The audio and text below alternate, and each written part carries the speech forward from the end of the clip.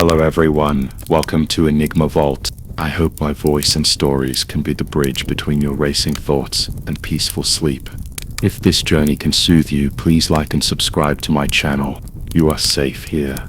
Let the story begin.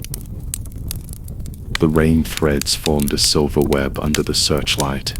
When Irene parked the pickup behind a dirt slope 300 meters away from the fence, the hairs on the back of her neck trembled with the roar of drilling.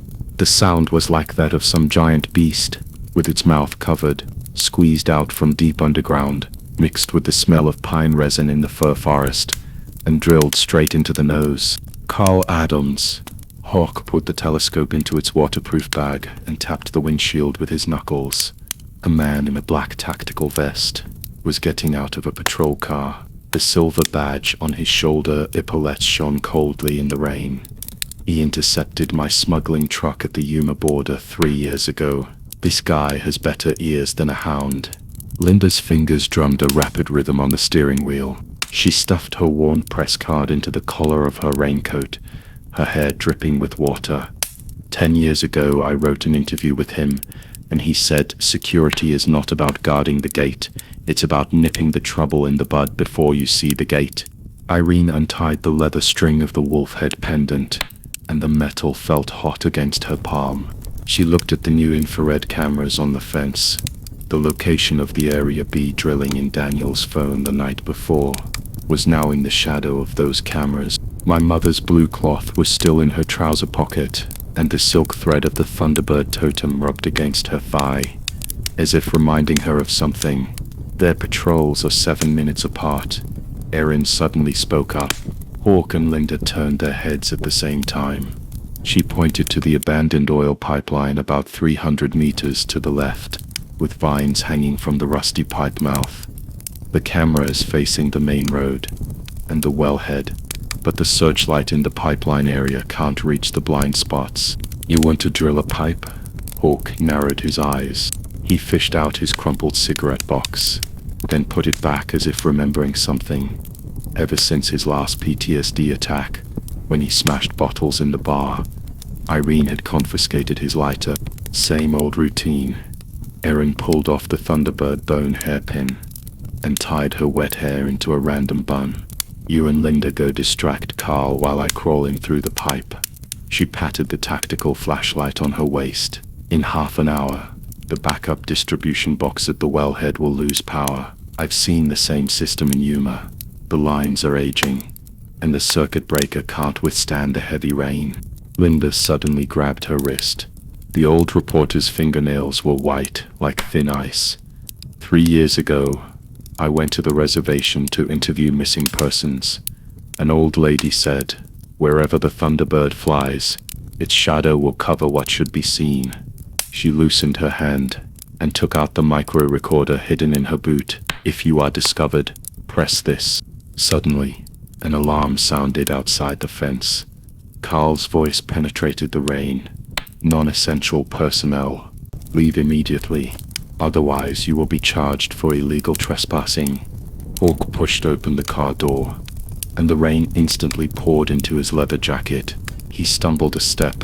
Irene knew it was not because of drunkenness, but because of an old knee injury that flared up in the rain. Hey, Captain Adams, he shouted at the top of his voice. 3 years ago, you said the smuggled truck I intercepted was loaded with tequila, and now there's a corpse soaked in tequila under this well, right? Carl's temple throbbed. He made a gesture and the 4 security guards immediately dispersed, their riot shields flashing coldly in the rain. Linda rushed forward with her press card raised.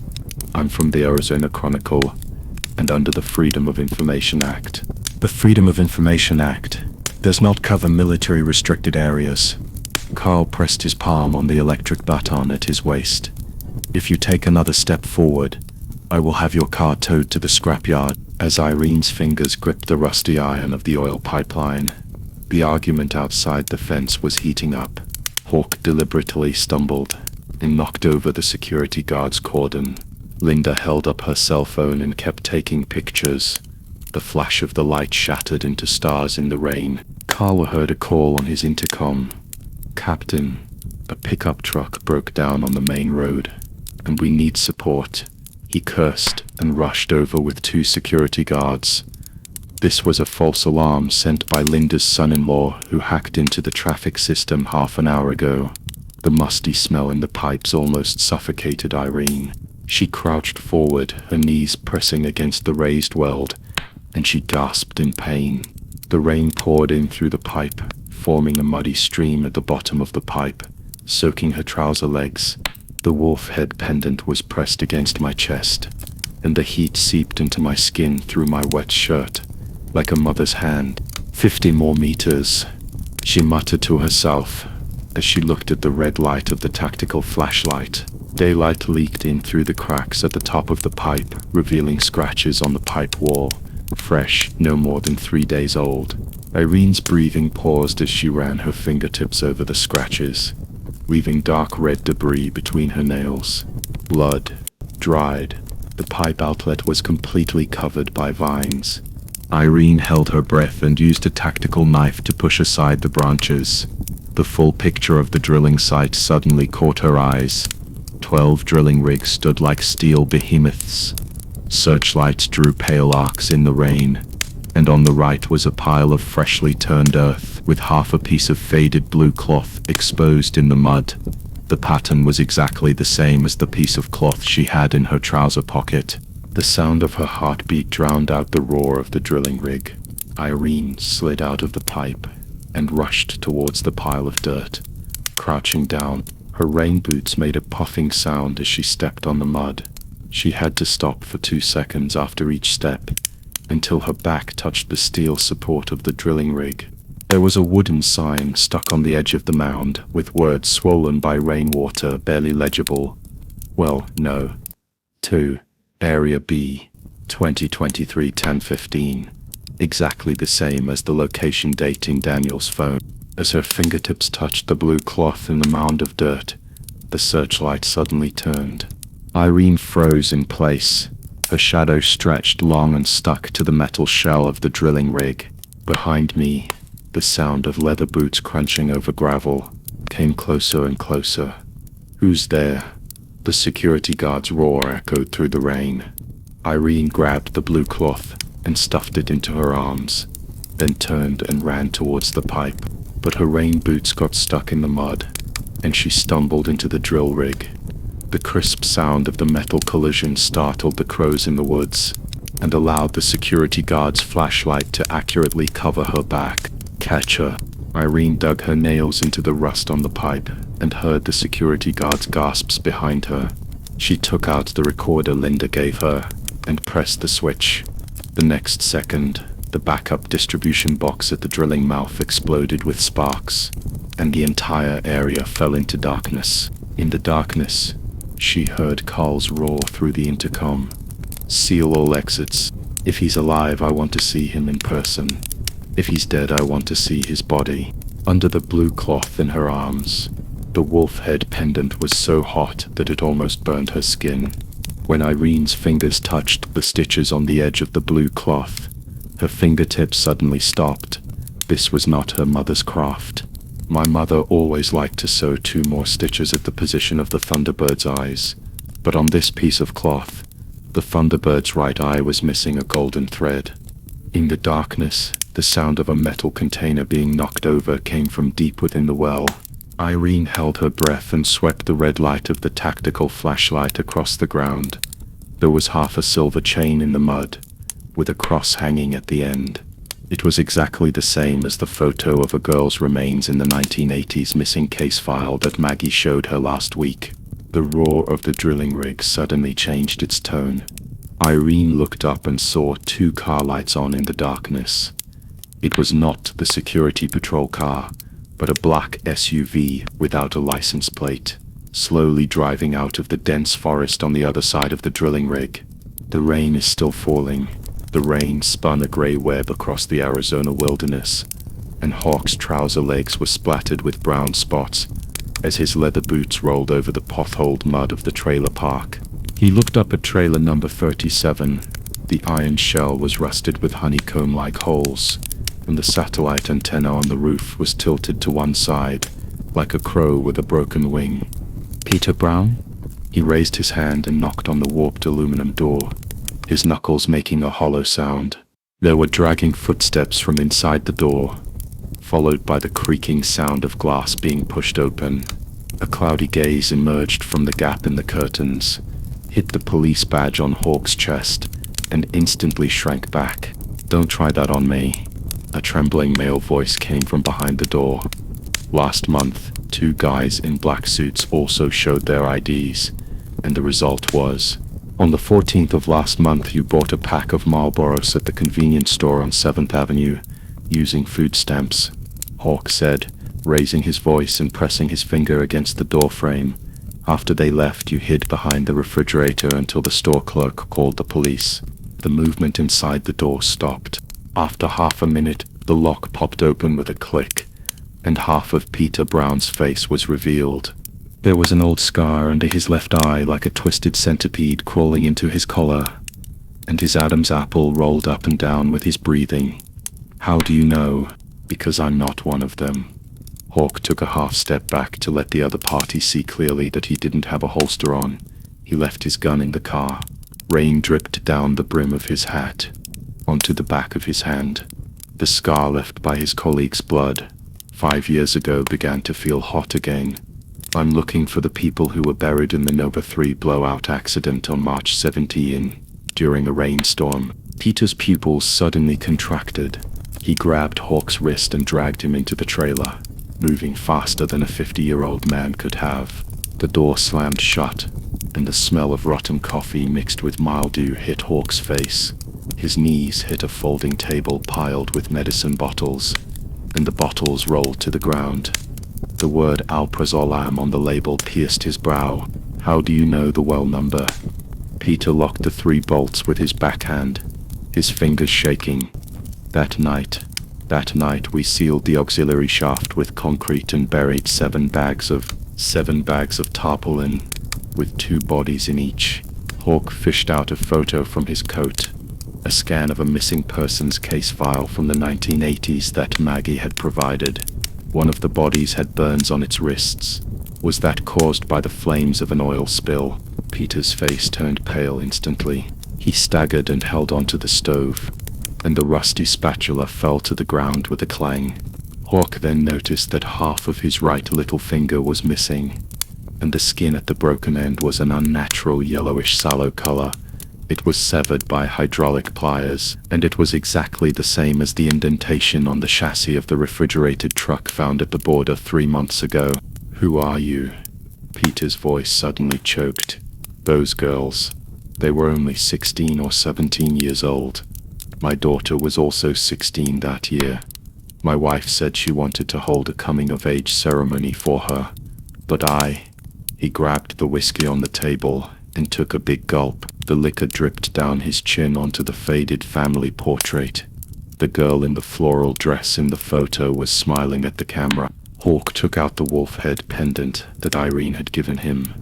It was her mother's relic, and now it shone coldly in the rain.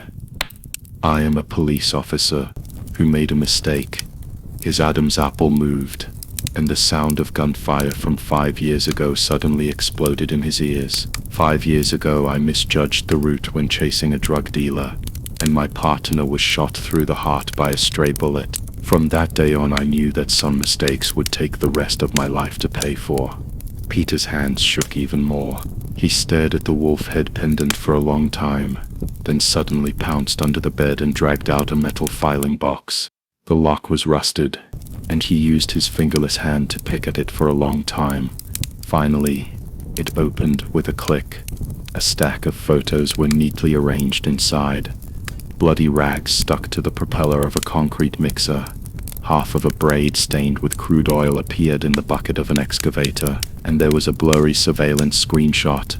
A man in a reflective vest was stuffing something into a waterproof bag, and the tattoo on the back of his neck was a crow holding a dagger, exactly the same as the scratch on the bottom of the refrigerated truck. This was in 2018, and there were also 2022.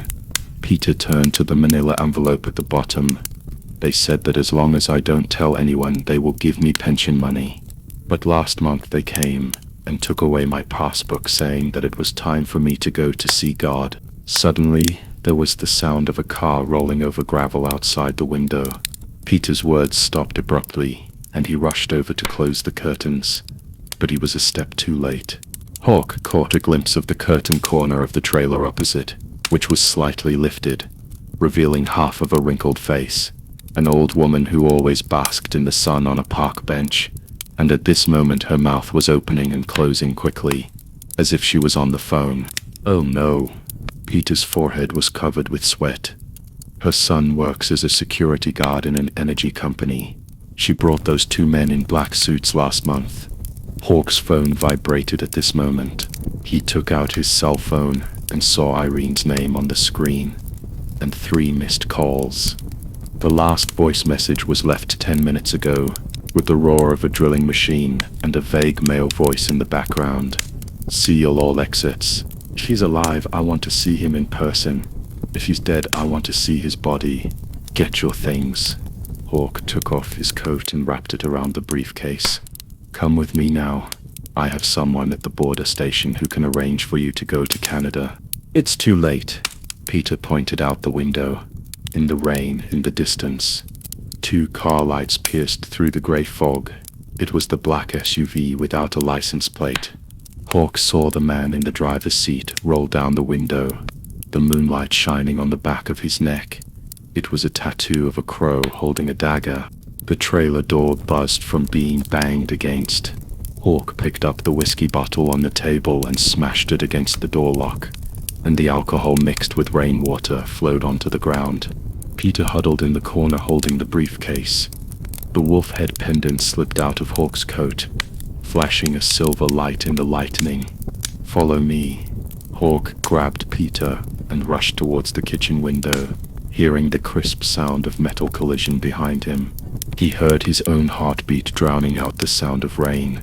The blood of his partner from 5 years ago suddenly appeared clearly before his eyes. This time, he would never let go of the clue in his hand. The curtains of the trailer opposite moved again. The old woman's cell phone screen lit up in the darkness, illuminating her trembling fingers as she pressed the send button. The rain was still falling, and the sound of the black SUV's engine was getting closer and closer, mixed with the distorted roar of the drilling rig in the distance, like the roar of some evil beast about to break out of the ground. The rain curtain shattered into silver lines in front of the car lights. Hawk's boot soles rolled over the mud puddle next to the trailer, his right hand always on the pistol at his waist. The grip of the Glock 17 was polished to a shine, like the wrist of the partner he failed to grab 5 years ago. Peter huddled beside him, holding the briefcase. The wolf head pendant dangled between them. The teeth on the pendant scraped across the back of Hawk's hand, causing him to sober up a little. The old woman's curtains moved 3 times. Hawk's voice mixed with the sound of rain and poured into Peter's collar. She was counting our steps. Peter's Adam's apple rolled up and down. But she gave me apple pie last week. Her son was still getting paid by the oil company last week. Hawk dragged Peter around the rusty tractor, and out of the corner of his eye, he saw a faint blue light flashing through the window on the 2nd floor of the trailer. It was the brightness of a mobile phone screen. He took out his cell phone, hovered his thumb over Irene's number for 2 seconds, and finally pressed the call button. At this moment, Irene was squatting under an abandoned drilling platform 3 kilometers away. The heel of her cowboy boot was stuck in the crack of the rock, and the beam of her flashlight swept across the scratch on the rock wall. The half-palm wide mark spiraled upward, like the mark of something being dragged forcibly. When her cell phone vibrated in her pocket, she was using her fingernails to scrape off the dark brown substance on the rock wall. When she put it to her nose, she suddenly stopped. It was blood, mixed with the sweet smell of diesel. Aaron, Peter's been exposed. Hawk's voice was filled with electric noise. 5 minutes ago, an unlicensed SUV drove towards the tow truck. The neighbor probably tipped off the person. Irene's fingers suddenly tightened, and blood seeped out from between her nails. She looked at the warning light flickering on the top of the drilling platform. The light was as red as the stained glass window of the church in the reservation. 10 years ago, her cousin disappeared under such a red light. I'm at platform 22. I'll be there in 5 minutes. She pulled off the family emblem necklace from her waist and stuffed it into the inner pocket of her coat. Her running shoes crushed the shale at her feet. Tell Peter to hide the drilling log in the file box, especially the coordinates on the 3rd page. When Hawk hung up, Peter was staring at the old Chevy on the back of the trailer. The hood of the car was covered with rust. The rear window was covered with newspaper, and a half-leaf of dried clover was stuck in the wiper. Get in. Hawk pulled off the tattered blanket in the back of the car. Curl up into a ball and don't make a sound. But there is no vent in the trunk. It's better than being stuffed into a refrigerated truck for air. Hawk's voice was as cold as the cold storage at the border station.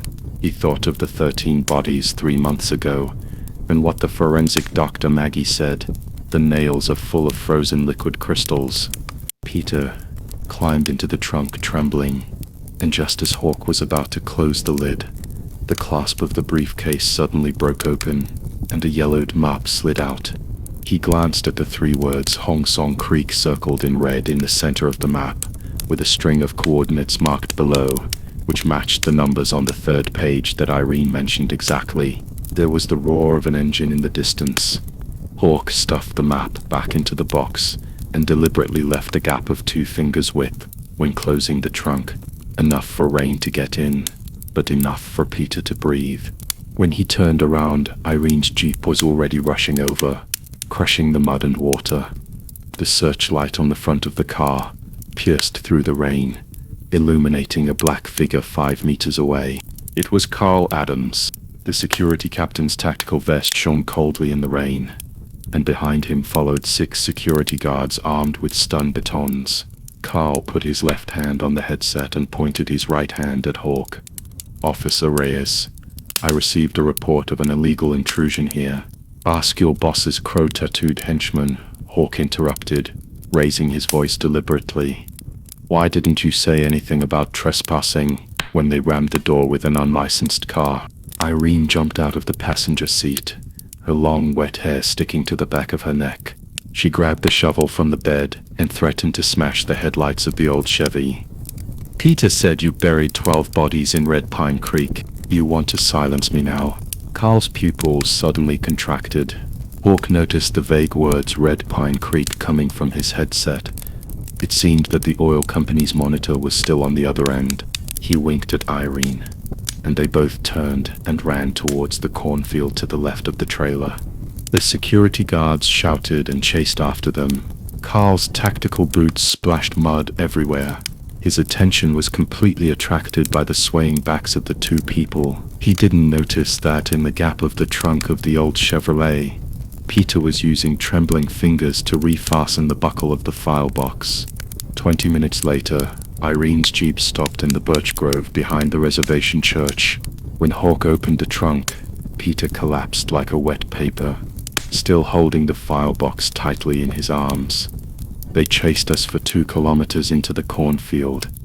Irene wiped the rain off her face and took out a dry towel from the back seat and threw it to Peter. Carl's men found the shovel I dropped on purpose in the mud, and they should be searching in the direction of the interstate highway now. Peter opened the file box tremblingly. The 3rd page of the drilling log at the top read, Hong Song Sea Well Number 2, depth to 300 meters. Accident handling, no record. Hawk's wolf head pendant swayed beside him, and the words Never Let Go engraved on the inside of the pendant shone brightly in the rain. Irene suddenly grabbed Peter's wrist. Her fingertips were stained with the dark brown substance she brought back from the drilling platform, and she was now facing the words accident handling on the log. This blood is the same kind of carbon powder as the ink on the log. When she looked up, the church bells were ringing, and the bells were mixed with the faint roar of the drilling rigs in the distance. Red Pine Creek. Before my cousin disappeared, she said she was going there to collect herbs. Hawk took out a lighter and lit a cigarette, the spark flickering in the rain. He looked at the old map that slipped out of the file box, and the coordinates of Hong Song Creek appeared and disappeared in the firelight. The wind blew the rain into his collar, and he remembered the message Maggie sent yesterday. Resin was detected in the fingernails of 13 corpses. The rain is still falling. The cross on the church spire was washed shiny by the rain, and 60 kilometers away in Hong Song Creek, something was loosening deep in a land-filled well. The rain streaked the windshield in blurry streaks, and the wipers were making a harsh squeaking sound as Hawk parked the truck in front of the rusty iron gate of the Geological Institute. Irene sat in the passenger seat, with the briefcase she had taken from Peter on her knees. The damp pages gave off a musty smell, mixed with the lingering scent of pine resin on her cuffs, the dark brown traces of resin she had brought back from Red Pine Creek and stuck to the fluff of her coat. If he dares to do anything, Peter huddled in the back seat, his Adam's apple rolling up and down as the truck bumped. I swear that's all I know. I didn't even dare to raise my head when they were burying things. Shut up. Irene didn't look back, her fingertips unconsciously stroking the edge of the file box. Last night she used a microscope to compare the ink on the drilling log and the bloodstains brought back from Red Pine Creek. The crystal structure of the carbon powder particles was exactly the same.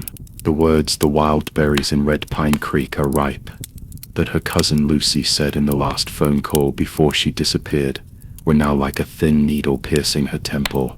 The lights on the second floor of the institute came on. A woman in navy blue overalls poked her head out, her curly hair wet by the rain, and curled into a small ball, the silver-framed glasses on her nose reflecting the light. "Rhea, I thought you were going to wait until the rain stopped." He was interrupted by Hawk throwing a box of documents onto the roof of the car. Emily Green's laboratory smells pungently of mineral specimens. Hawk was examining a slice of shale with a magnifying glass when she placed the file box on her desk, which was piled high with core samples. She looked up at the noise and her eyes narrowed behind her lenses. "Is this the Red Pine Creek drilling log? Do you know him?" Irene leaned over. She circled the words, "accident handling, no record" on the third page of the diary again, and again with a red pen. The ink spread in the humid environment like a ball of coagulated blood. Emily didn't answer. Instead, she grabbed the geological hammer on the table and hit the core rack in the corner. Amid the sound of metal colliding, the USB flash drive in her white coat pocket jingled as she turned around. "Last spring, the Energy Bureau asked me to do a geological assessment of the Hong Song-Shi area. They said they wanted to build an ecological protection zone, but I found artificial backfill breccia in the shale layer at a depth of 2,300 meters. She pulled out a yellow geological profile and poked her finger at a red dot. "This is exactly the same as the coordinates of Hong Song-Shi no." Well, in the log, Peter suddenly stumbled back, his lower back hitting the glass case containing the fluorescent mineral. They blew up the shaft with explosives. His voice trembled. "I was holding the winch, and I heard, coming from below." "What's that?" Irene grabbed his wrist. The rain dripped down her hair onto the back of his hand, just like the blood drops on the soil when she squatted beside the rusty pipe and dug out dark brown substance from the crack on the drilling platform that day. It sounded like someone was hitting a steel pipe. Peter's nails almost dug into his palms. Bang, bang, bang. Then the explosives went off and the sound disappeared. The laboratory suddenly became quiet.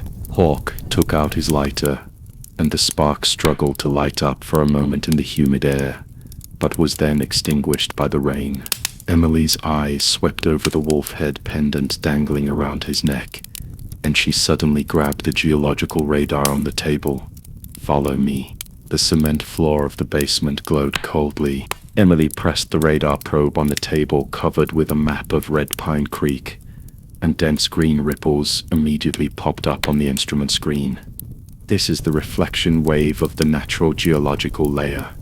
She adjusted a parameter, and the ripples instantly became messy. "This is an artificial disturbance area. Backfill soil, metal fragments, and..." She zoomed in on a certain peak, and several fuzzy clumps emerged in the shadows, a material with a density close to that of human bones. Irene's tinnitus suddenly intensified. The sharp whistling sound of metal contracting came up from the depths of her memory. She had heard the same sound outside the old wooden house on the reservation. On the night Lucy disappeared 7 years ago, a refrigerated truck was speeding past on the road, and the engine sound was like a rusty knife scratching her eardrums. At this moment, the mass on the radar screen was jumping slightly with the hum of the instrument. She suddenly remembered Maggie's news. The resin in the fingernails of the 13 corpses was secreted by the loblolly pine unique to Red Pine Creek. This pine tree only grows within 500 meters around the drilling platform. They buried the people along with the shaft. Emily took off her glasses and pressed her fingertips against her temples, using the drilling accident as a cover. The missing people became non-existent statistics. Last year I submitted the report to the Energy Bureau, but the next day, she opened a drawer, revealing half a broken hard drive. Someone broke into the lab in the middle of the night, and all my sampling equipment was doused with aqua regia. The laboratory phone suddenly rang. The moment Emily answered the phone, her face changed suddenly. She covered the phone and turned to Hawk. The front desk said 3 men in black suits wanted to see me. They said they were from the government security department. Hawk rubbed his thumb over the wolf head pendant. He remembered that when he passed the gas station this morning, a black Cadillac followed him for 3 kilometers. He remembered that when Irene was picking up blood samples on the drilling platform, the reflection on the distant hills flashed.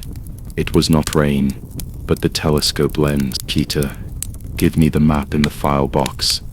His voice was like sandpaper rubbing against the barrel of a gun. Emily, give me the coordinates. The green mass on the radar screen was magnified into a red mark. Emily quickly circled 3 points on the map, the tip of her pen piercing the paper. This is most likely the area where the backfill is the thinnest, but you have to get there before 10 o'clock tonight. She looked up and saw the white light of car lights flashing outside the window. Their people are already downstairs. Peter suddenly grabbed the core sample on the table and stuffed it into his coat. I know an old way, he said with a little confidence in his voice. Through the back mountain of the reservation, we can avoid all surveillance. Irene stuffed the journals from the file box into her backpack. When she zipped it up to the top, an old photo slipped out. It was a photo of Lucy picking herbs by Red Pine Creek when she was 16, with the shadow of a drilling rig vaguely visible in the background. As she bent to pick up the photo, she heard Hawk say at the door, "Use the fire escape. I'll lead them away." I don't know when the rain stopped. When the 3 of them ran out of the research institute from the back alley, the evening breeze blew in the scent of pine resin. Emily stood at the second-floor window watching their backs disappear around the corner of the street, then turned to look at the radar screen on the table. The red marks were still jumping, like some living thing that had been awakened. 60 kilometers away in Hong Song Creek, under the backfill soil softened by rain, a section of rusty steel pipe was slowly pushing away the soil. There was half a silver button stuck on the top of the steel pipe shining coldly in the moonlight. It was from the plaid shirt Lucy was wearing on the day she disappeared. She once said, with a smile, that it was made by a Cree grandmother with an old coin and would never be lost. After the rain stopped, Hong Song Creek looked like crumpled green silk, with rotten leaves mixed with the sweet smell of pine resin fermenting in the air. As Hawk's combat boots sank into the mud, Irene was squatting in front of the steel pipe that protruded from the ground. The silver buttons trembled at her fingertips. Lucy's 16-year-old smile was superimposed on the rusty metal, and even the drilling rig that was vaguely visible in the photo became clear in front of her eyes. "Dig this way." Hawk knocked on the pile of earth with a tactical shovel, and the mud fell down, revealing half of the bones. His Adam's apple moved. The body of an immigrant that was eaten by wild dogs in the border desert 3 years ago suddenly floated up. At that time he thought it was an accident of the illegal immigrants, but later he learned that it was knocked over by the security team of the energy company. Just like now, what was pressed under these bones was probably not an accident. There was mud between Irene's fingernails. She picked up the small shovel Peter handed her and dug the herbs 10 times more vigorously than she had done before. Jack Smith's car headlights were sweeping across the sycamore trees outside the laboratory when the first complete pelvis emerged into the moonlight. The forensic assistant, who always washed his white coat until it turned blue, was now running into the building with an aluminum box. The box contained the radar coordinates that Emily had sent him overnight. The flickering red marks represented the remains of 12 bodies sealed underground by concrete. When the shadowless light in the laboratory came on, Jack's forehead was already covered with sweat. He ran his gloved fingers over the ribs of the first corpse, and his knuckles suddenly stopped. There was an obvious depressed fracture on the third rib on the left side, with tiny metal fragments embedded in the broken part. It looks like he was hit by heavy machinery. When he looked up, his glasses were covered with a layer of white mist. It looks very similar to the victims of the drilling collapse accident I dealt with last year. At that time, a worker was thrown away by the fracturing machine. The alarm sounded at 3:17 in the morning. Hawk was leaning on the fire escape outside the laboratory, smoking, when his cell phone suddenly vibrated. It was a satellite image sent by Emily, showing 3 black SUVs without license plates turning from the interstate into the neighborhood where the laboratory was located. When he put out his cigarette and rushed into the house, Jack was staring at the remains on the table in a daze. The screen of his mobile phone was lit, and an unread text message was so painful that it hurt his eyes. "Stop, or your daughter's school bus will get lost tomorrow." How would they know? Jack's voice was trembling, and his fingertips were scratching the edge of the laboratory table, his knuckles turning white. His daughter, who was in the 1st grade of elementary school, had a photo of her wearing a pink bow tied on her head, which was pasted next to the microscope. Irene walked over and gently placed Lucy's photo on the bones. Because these bones can talk, and they are scared to death. Hawk turned off the ceiling light in the laboratory, and the moonlight leaked in through the blinds, cutting light and dark cracks on Jack's face. "I've seen too many threats like this on the border." He loosened his collar, revealing the gunshot wound below his collarbone. 3 years ago, I failed to protect my partner. Now, his Adam's apple rolled. Now I can at least protect someone who wants to do the right thing. Jack's eyes moved from the gunshot wound to Irene's clenched fist. Her palm was still stained with mud from Red Pine Creek, mixed with the words on the back of Lucy's photo.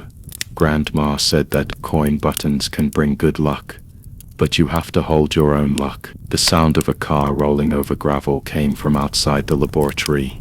Jack suddenly grabbed the bone forceps, and the sound of metal collision was particularly clear in the silence.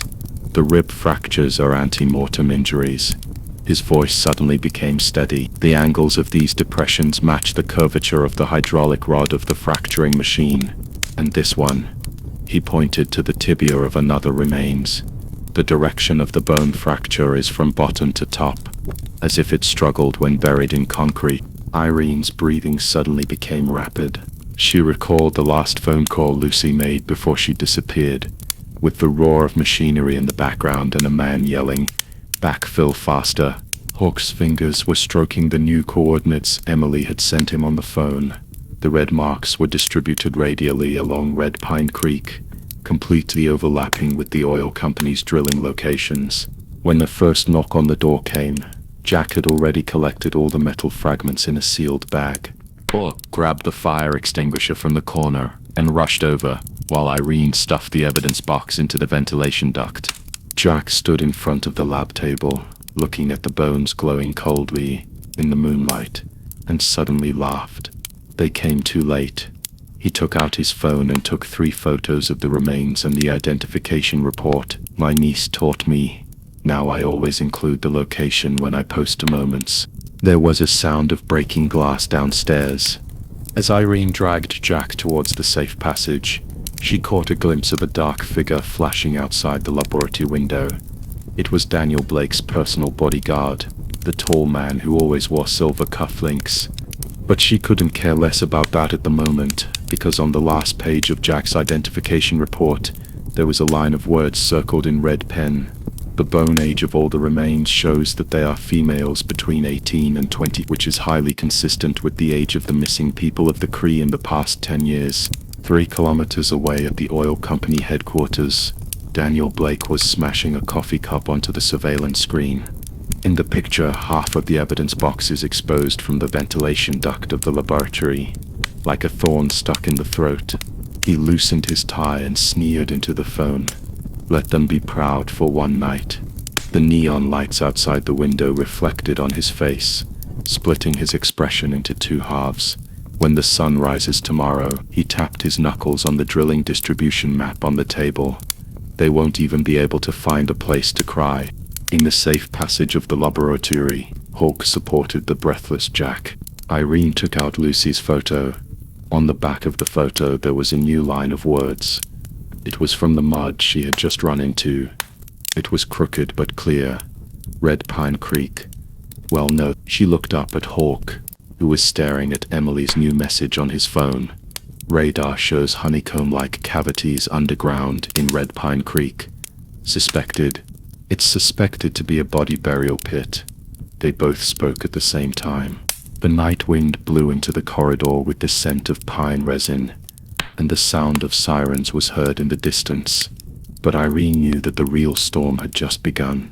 As the night breeze from Red Pine Creek, wrapped in the bitter scent of pine resin, filled her collar, Irene's boot soles were rolling over a field of pine needles. The tiny, crisp sounds mixed with the hum of distant searchlights, like some kind of alarm that had been deliberately turned down. Hawk parked the police car on a dirt road 200 meters away from the cordon. The moment he pulled the handbrake, his knuckles were stretched blue-white on the steering wheel. When the white light of the searchlight swept across the windshield, he remembered the explosion at the border warehouse in 2018. The broken glass was also so dazzling before it pierced his shoulder. They've blocked the road tighter than a prison. Irene squinted ahead.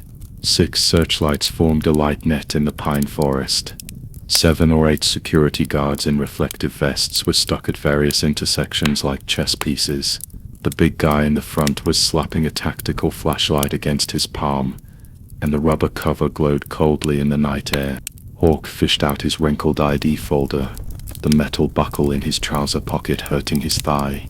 Carl Adams. He pointed at the badge on the big guy's chest. I saw him in Yuma County 3 years ago, during the oil company leak case. He blocked the camera for his boss. He paused, his Adam's apple rolling. He's a very protective person. As soon as the two stepped onto the dirt road, the light spot of the searchlight accurately covered them. Carl's combat boots made a harsh sound on the gravel as he came forward. He was as big as a wall, with an old scar on his left eyebrow. He squinted at the social worker badge on Irene's chest. Miss Cavos, Officer Reyes. His voice was like sandpaper scraping against iron. Red Pine Creek is a leased land of Black Ridge Energy. Private territory. He shook the walkie-talkie in his hand. No one can cross this line without permission. Irene dug her nails into her palms. The handwriting on the back of the photo. Red Pine Creek Well Number 3, 1987. Still had body temperature. It was a photo of Lucy, the last girl her aunt had contact with before she disappeared.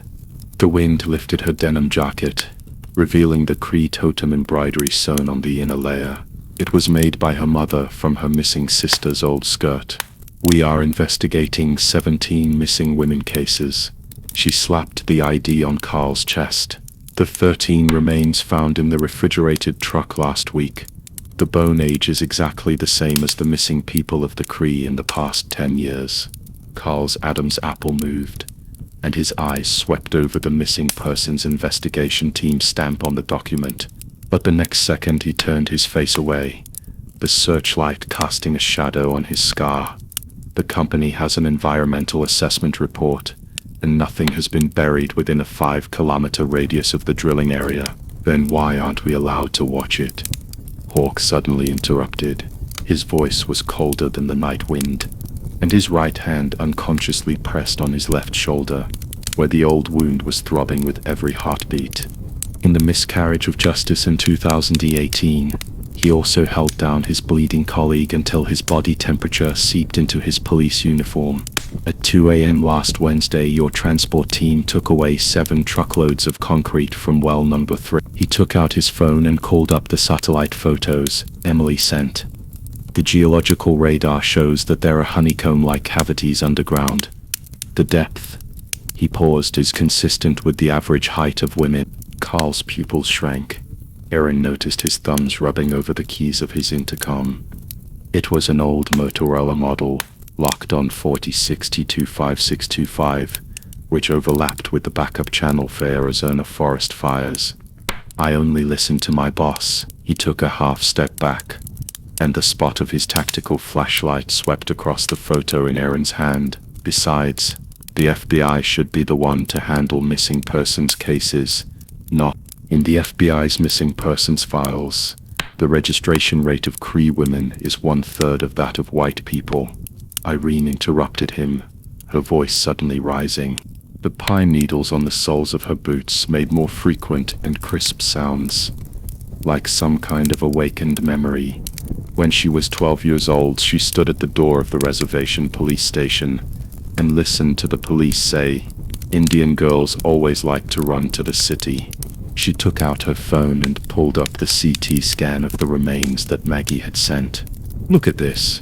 The radius of the third skeleton has an old crack, which matches the medical record of Lucy breaking her arm when she was 12 years old."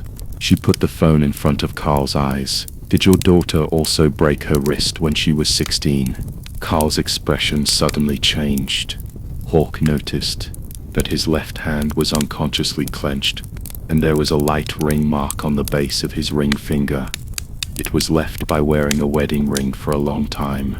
"You checked me?" His voice was muffled, but he didn't retreat. "I checked all the security guards on duty at Red Pine Creek." Irene softened her tone and tapped the CT scan on her phone with her fingertips. "Your wife is a nurse at a hospital in Tucson, right? Last month she posted your little daughter's graduation photo on Facebook." Her eyes swept over the silver cross exposed at Carl's collar. "If it's true as the company said, there's nothing under well no 3. Why are you afraid of us looking?" The wind suddenly got stronger. The white light of the searchlight was blown and shone on 2 security guards who were changing shifts 20 meters behind Carl. The rhythm of their tactical boots, stepping on the pine needles, was regular. Every 3 minutes, 2 people patrolled in turns, with a blind spot behind an old birch tree in the pine forest on the left. The bushes there were 10 centimeters shorter than elsewhere. "Just watch for 10 minutes. Irene took a step forward, shortening the distance between her and Carl to 1/2 meter. She could smell the tobacco on him, mixed with a hint of Lysol. He must have just returned from visiting relatives in the hospital. "We won't touch the equipment or take pictures. We'll just stand at the mouth of the well and watch." She lowered her voice. "If the state attorney general's office receives a complaint tomorrow..." Carl's Adam's apple moved 3 times.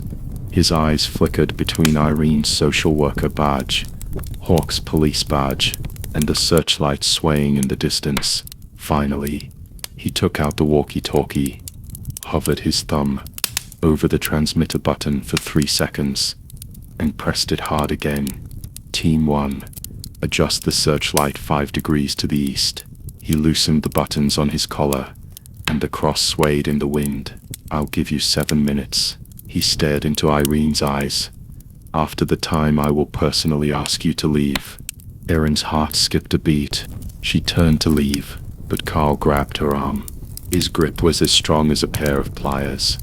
When he got close, his old scar almost touched her face. "There are sensor spikes under the well platform." His voice was as low as a whisper. "Don't step on the yellow line." Hawk's hand had already reached for the law enforcement camera at his waist, but Irene held him back and nodded at Carl. When the 2 of them crossed the cordon, she caught a glimpse of Carl taking out his cell phone. The moment the screen lit up, she could see the lock screen wallpaper clearly. It was a girl in a bachelor's gown, and the location was exactly the same as the radial fracture in the CT scan of the remains. Is 7 minutes enough? Irene didn't know, but when she reached the edge of well platform number 3, the bitter aroma of pine resin suddenly became strong. She squatted down and rubbed her fingertips across the dark brown marks in the cement cracks of the well platform. That was not rust, but the carbonized residue of some organic matter. Hawk's law enforcement recorder was getting hot in his pocket.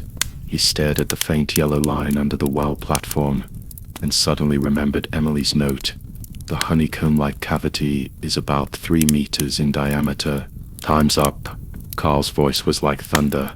As Irene straightened up, she saw a sudden crackling noise coming from his walkie-talkie.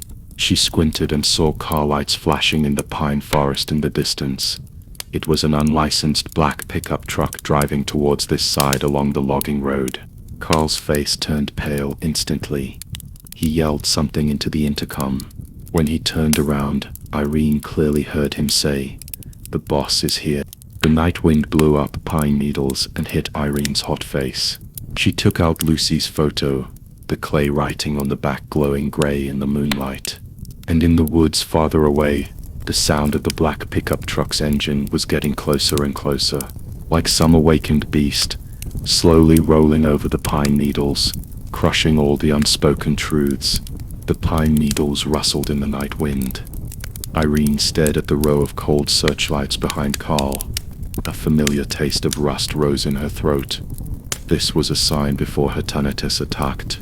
3 days ago at the bonfire party in the reservation, the old hunter had said as he tapped her ear with a deer bone spoon, "Your ear is a knife that can hear the secrets in the wind." At this moment the knife was buzzing and vibrating, and she could clearly distinguish the engine model of the black pickup truck on the logging road. 300 meters away. A Ford. It had a modified muffler, but the camshaft clearance was not adjusted correctly, and a half-second of metal scraping sound would leak out for every 3,000 revolution. Miss Carvos, I'll say it again. Carl's tactical boots crushed the gravel, and the energy security logo on his bulletproof vest was illuminated by the searchlight. This is a level 1 alert area, without a special permit. The warrant is in the glove box of your boss's pickup truck. Erin interrupted, her fingers unconsciously running over the edge of Lucy's photo. The mud writing on the back of the photo was found under the Red River Bridge last week. It reads Honey Hole in the ancient Cree language of the Aboriginal people, which matches the note in Emily's autopsy report on Hawk's phone that reads, "The honeycomb-like hole is about 3 meters in diameter." When she looked up, she saw a red light flashing in Carl's earphone. That was a notification that the communication channel was busy. Or is it that your boss is in a hurry to deal with the carbonized human oil in the cement cracks of the well platform? Carl's temple throbbed. Irene noticed the veins bulging on the back of his hand, where he was holding the walkie-talkie. This was something she learned at the protests. The security captains hired by the oil companies were more likely to use violence to intimidate people, the more guilty they felt. She glanced at the east side of the scene. There was a waist-high bush with glossy dark green leaves, which was the local American tea. The branches were flexible and did not make any noise. More importantly, the searchlight's light spot formed a triangular shadow in front of the bushes, which just covered the 10-meter distance from the edge of the forest to the well platform fence. "Hawk," she said in a voice that only the two of them could hear, "remember the pattern of those drone patrols during the protest in San Miguel last week?" Hawk tapped his fingers 3 times on the law enforcement recorder. This was the plan launch code they agreed on 3 days ago. His blue eyes narrowed into a line in the night, and he pretended to stumble towards Carl. "Hey old man, my wallet fell at your feet." While Carl subconsciously lowered his head, Hawk quickly raised his wrist to look at his watch. 22:17, the last minute for the security shift change. When Irene turned around, she created a gust of wind and rushed into the bushes wrapped in the bitter scent of pine resin. The branches scraped against her denim jacket, but she was like a slippery trout, following the path in her memory. 2 months ago, in order to prevent the oil pipeline from passing through the reservation, She and 20 young people had used branches to disguise the roadblock here. The location of each thorny bramble was engraved in her mind. 30 centimeters to the left. She lowered her voice, and Hawk's tactical boots just avoided the infrared sensor line buried under the dead leaves. It was a cheap trap commonly used by oil companies. When triggered, a red light would turn on but no alarm would be sounded. It was used to scare intruders. When the metal support of the well platform cast a shadow in front of her eyes, Irene's tinnitus suddenly shrieked. She held onto the steel pipe of the fence, and the temperature she felt with her palm made her pupils shrink slightly. The metal should have been cold at 2 o'clock in the morning, but this steel pipe had residual warmth, like human body temperature, as if it had just been covered by something warm. "Fuck!" Carl roared from behind, and the spot of the searchlight began to shake violently. Group 3, go to the bushes. Group 4, guard the exit of the well platform. They must not have gone far. Hawk dragged Irene into the shadow of the drilling rig. His body camera was getting hot in his pocket, and the real-time location information was flashing on the screen. Carl's men were searching in a fan-shaped formation, with the closest group only 7 meters away. Irene touched the deerskin bag at her waist, which contained wormwood given by the old hunter. When burned, it could interfere with the thermal imager, but now was not the time. She whispered into Hawk's ear, "Remember what Emily said about the honeycomb structure. There should be an inspection hatch under the drilling platform." Hawk's fingers groped between the gaps in the equipment and finally touched a raised metal ridge. He pushed hard, and the Hearthman high inspection door slid open silently, and the smell of mold and rotten leaves poured out. As soon as the two got in, they heard Carl's roar from outside. "The black pickup truck is here. The boss wants to see their bodies, alive or dead. He wants to see the evidence." The darkness in the inspection hall was like a ball of wet cotton. Irene took out a tactical flashlight, and when the beam swept across the wall, her breathing suddenly stopped. The concrete wall was covered with fine scratches, some of which were so deep that the bones could be seen, as if someone had been tied up with his hands behind his back and desperately scratched them with his fingernails. Further down, a few strands of grayish-white hair stuck to the moss, glowing coldly in the flashlight. With the unique curvature of human hair, Hawk put his hand on her shoulder and motioned for her to look at the ground. There was an area on the cement floor that was dark in color. He squatted down and used the tip of a pen to pick up the surface layer, revealing dark brown crystals underneath, exactly the same as the carbonized residue they found on the edge of the well platform. Irene pressed the tip of her tongue against her back teeth to suppress the exclamation that was about to burst out.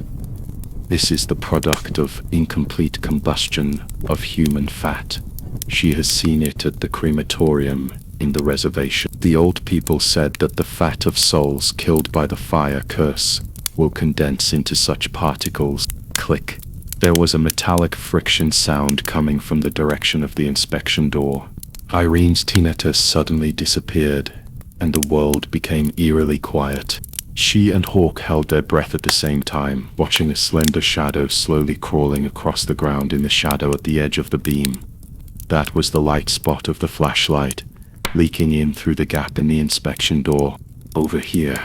There were shouts from security in the distance, but the light spot that was so close was getting closer and closer. Irene's fingers clasped the wormwood bag at her waist. Hawk's palm was on his pistol, and their eyes met in the darkness. Just as the spot of light was about to sweep to their feet, Carl's roar suddenly came from outside. "Come back the fucking way. The boss wants to check the scene in person." The light spot suddenly disappeared. The inspection tunnel fell into darkness again. Only Irene's tinnitus started to rang again. This time she heard it clearly. In the deeper darkness, there was a sound similar to nails scratching metal, slowly approaching them from the end of the inspection tunnel. The metal walls of the maintenance passage were still vibrating, and Irene's tinnitus was like someone twisting her cochlea with a thin wire. As she followed Hawk and crouched down to squeeze out of the narrow entrance, The hair on the back of her neck stood up. The scraping sound just now was too much like the sound of the nails of some living creature. But what made her even more horrified was that the frequency of the sound was exactly the same as the fire spell that the old people in the reservation said in her memory. "Let's go to the scrap heap." Hawk tugged at her sleeve, and the light of his tactical flashlight swept across the oily ground. "Carl and the others are checking the main pipeline. The surveillance there is broken, so there might be someone who slipped through the net." Waste piles are located at the northernmost part of the refinery, with rusty pipelines and deformed storage tanks piled up into small hills. The wind blew the smell of gasoline in their faces. Irene's heel kicked a piece of charred cloth. When she picked it up, she found a dark brown stain on the edge. It was blood, which had scabbed into a hard crust. "Irene," Hawk suddenly lowered his voice. She looked up and saw a person standing in the shadows. He was a short man wearing blue overalls, with fresh mud on his knees. His right hand was tightly gripping the buckle of the tool bag. His knuckles were so white that they seemed about to crack. His eyes first swept over the pistol Hawk wore on his waist, then fell on the wormwood bag dangling around Irene's neck. His Adam's apple rolled twice, and he turned and left. "Peter Brown," Hawk stepped forward and blocked his way. According to the Arizona Department of Labor's 2021 work injury records, there was an oil worker with the same name who had his leg broken by falling rocks on the redwood drilling platform. The man stopped walking. Erin noticed the name tag on the left chest of his overalls. T. Brown.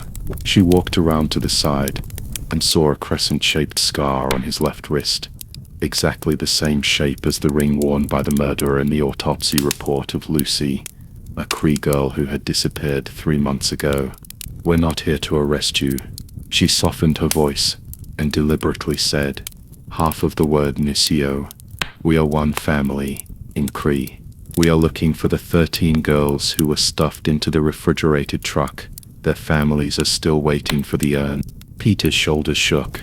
The toolkit fell to the ground with a thud, revealing a half-faded family portrait. A little girl in a pink tutu, riding on his neck, with maple leaves of Quebec in the background. They shouldn't have died. He suddenly spoke, his voice hoarse like sandpaper. "Last winter, I was on night shift and saw a truck coming in from gate 3. The driver said it was carrying frozen beef, but I smelled blood when it was unloading. I wanted to go over to take a look, but the foreman, old Jack, hit me on the knee with a wrench and said, 'If you keep meddling, you'll be the next one to be buried in the well.'" Hawk squatted down, picked up the family photo and handed it back to him. "Drilling. Redwood Company drilled illegal oil wells in uninhabited areas." Peter dug his nails into the fabric of his work clothes, and there were 3 blowouts. The first time, 7 prospectors were buried, and the second time 2 state troopers who came to check the permits were buried. They poured the bodies mixed with concrete into the well pipe, saying it was a geological collapse. Those girls. He suddenly covered his face with his hands, and a choking sound leaked out through his fingers. They were still alive when they were pushed into the well. I heard one of them shouting, "Mom," exactly the same as my Lily shouted. There was a sound of metal colliding in the distance. Carl's voice floated over with the wind. "Divide into 2 groups, focus on checking the scrap pile." Irene's tinnitus began to roar again. She saw Peter's pupils shrinking, like a rabbit being targeted by a hound. "I can help you apply for witness protection." Hawk patted his police badge. "State police. FBI. As long as you ask.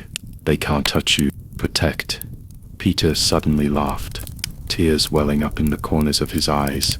Old Jack was found in a trailer last month, having committed suicide by cutting his wrists.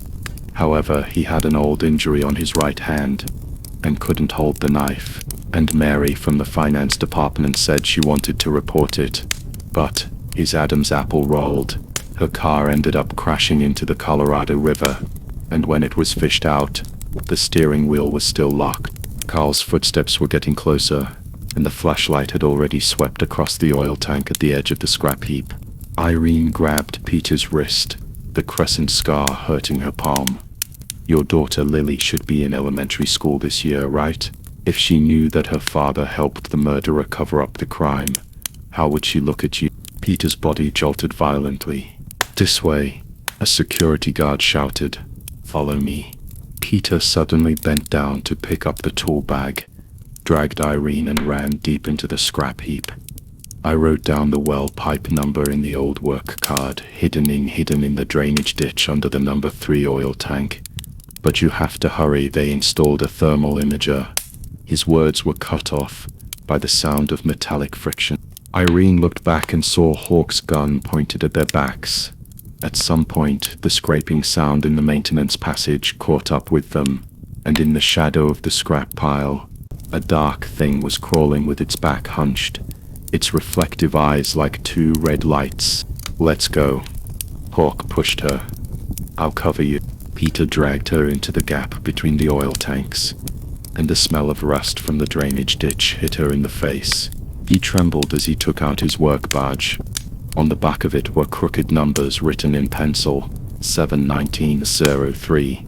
"This well has 13 bags of stuff buried in it." "Peter!" Carl roared just 5 meters away. The work badge fell into Irene's palm with a pa sound. Peter suddenly turned around and blocked the gap with his body, and a dark red spot spread out behind his work clothes. The claws of the black shadow had already pierced his back. "Tell Lily, Daddy is not a bad person." His voice became softer and softer. "Their ID cards are in the well." Irene's tinnitus suddenly exploded. She clutched her badge tightly and watched Peter's eyes gradually lose focus as the monster in the shadows licked its claws and slowly approached them. "Aaron!" Hawk fired. The security guards exclaimed outside the scrap heap. Irene gritted her teeth, picked up Peter's body, and stuffed him into the deepest part of the sewer. There was a palm-sized hole there, just enough to hide the secret on the work badge. Carl's flashlight was already reaching the top of the oil tank. Irene wiped the blood off her face and stuffed the wormwood bag into Peter's hand. "This is the Kree's Requiem. The elders say that with it, the soul will not be trapped by the fire curse. Let's go." Hawk rushed over from the other side and dragged her towards the refinery wall. "They've called in the police dogs." Irene took one last look back.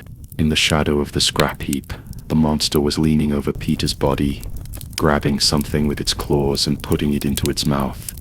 It was the crescent-shaped ring. Further away, in the drainage ditch under oil tank number 3, the numbers on the work badge gleamed coldly in the moonlight. The wind blew the smell of gasoline into her nose, and Irene dug her fingers deep into her palms. She knew that this string of numbers would be the first knife to tear open the dark side of Sequoia Corporation. "Stop!" Carl's shout was already very close. Hawk kicked open the hole in the wall and pushed her out. The moment she landed, Irene looked back and saw that the refinery's searchlight illuminated Hawk's face.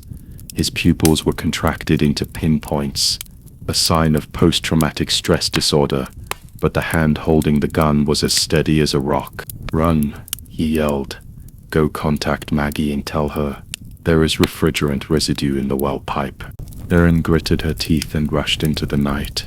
She could hear the barking of dogs behind her, her own pounding heartbeat, and Peter's last words echoing in her tinnitus. "Their identification cards are in the well, and farther north, in the deserted corridor on the US-Canada border." 13 refrigerated trucks were slowly starting up. The inner walls of the carriage were covered with white frost, which gleamed coldly in the moonlight, just like the grease particles condensed from souls killed by the fire curse that Irene had seen at the crematorium in the reservation. As the white light from the searchlight swept across the iron outer wall of the oil tank, Hawk was holding Peter's wrist and dragging him behind the oil pipeline. The smell of gasoline mixed with rust went into his throat, and he heard his own heartbeat drowning out Carl's shouting in the distance. The sound was like sandpaper rubbing against his nerves, making the hairs on the back of his neck stand up. This was a sign of post-traumatic stress disorder, PTSD, and he was too familiar with it. But at this moment, the Glock 17 pistol on his waist was as heavy as lead, reminding him that he must stay awake. "They're coming." Peter's teeth chattered, his skinny fingers gripping Hawk's tactical vest tightly. I can't go to jail anymore, Mr. Rears. My wife just finished chemotherapy. My son. Let's get to the point. Hawk put his thumb on Peter's trembling chin and forced those cloudy eyes to look at him. The ID card in the well, and those women. Peter suddenly started coughing violently, and a sweet and fishy smell with a rusty taste came out of his throat. There was a sound of barking in the distance. It was the horse dog that Carl brought with him, and the barking was approaching along the drainage ditch. Hawk caught a glimpse of a flashlight flashing in the shadows 30 meters away. When the beam swept across the number 3 oil tank, he remembered the look Irene had given him before she landed, like a ball of red-hot charcoal, burning his chest and making it ache. 7 years ago. Peter suddenly lowered his voice, spitting on Hawk's face. Redwood Company was drilling an exploratory well in the reservation, and the drill bit pierced through the abandoned gas layer.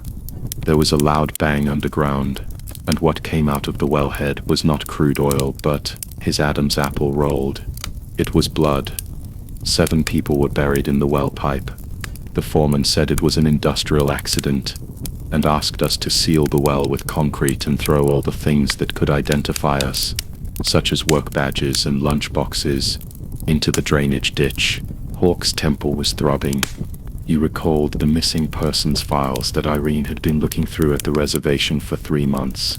The women in those photos had fire in their eyes, exactly the same fear in Peter's eyes at that moment. "That refrigerated truck last month," he said. 13 bodies. Is that related to this?" Peter's nails almost dug into the back of Hawk's hand. They were expanding the drilling platform and using explosives to break open the old well pipe.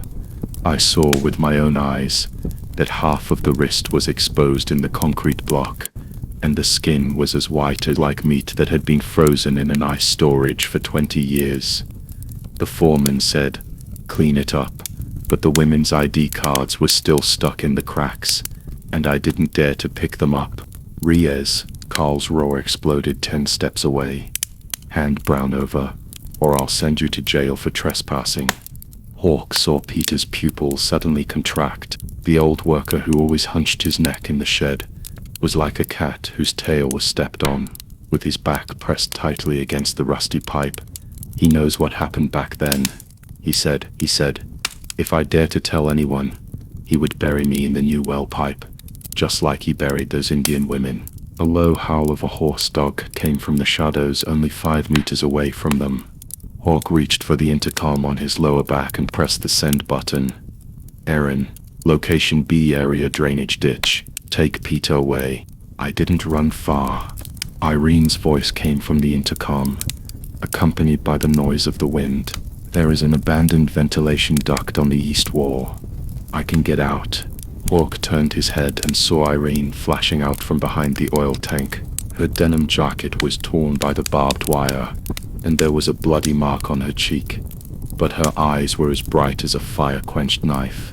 Peter shuddered when he saw her. It was the contradictory expression of seeing a savior, but also fearing getting into trouble, which Irene immediately caught. "What is Carl most afraid of?" She squatted down and looked Peter in the eye. "Afraid that you will tell the police about what happened back then? Afraid of the photo on your ID card in your pocket?" She pulled off the silver Cree ornament from her neck and stuffed it into Peter's hand. "Take this and later you can shout, 'Don't kill me.'"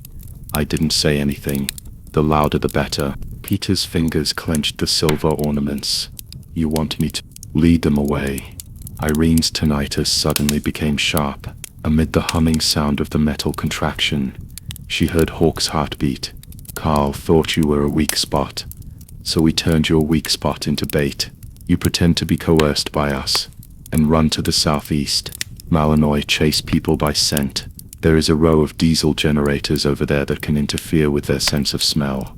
Hawk had already reached for the flash grenade. at his waist.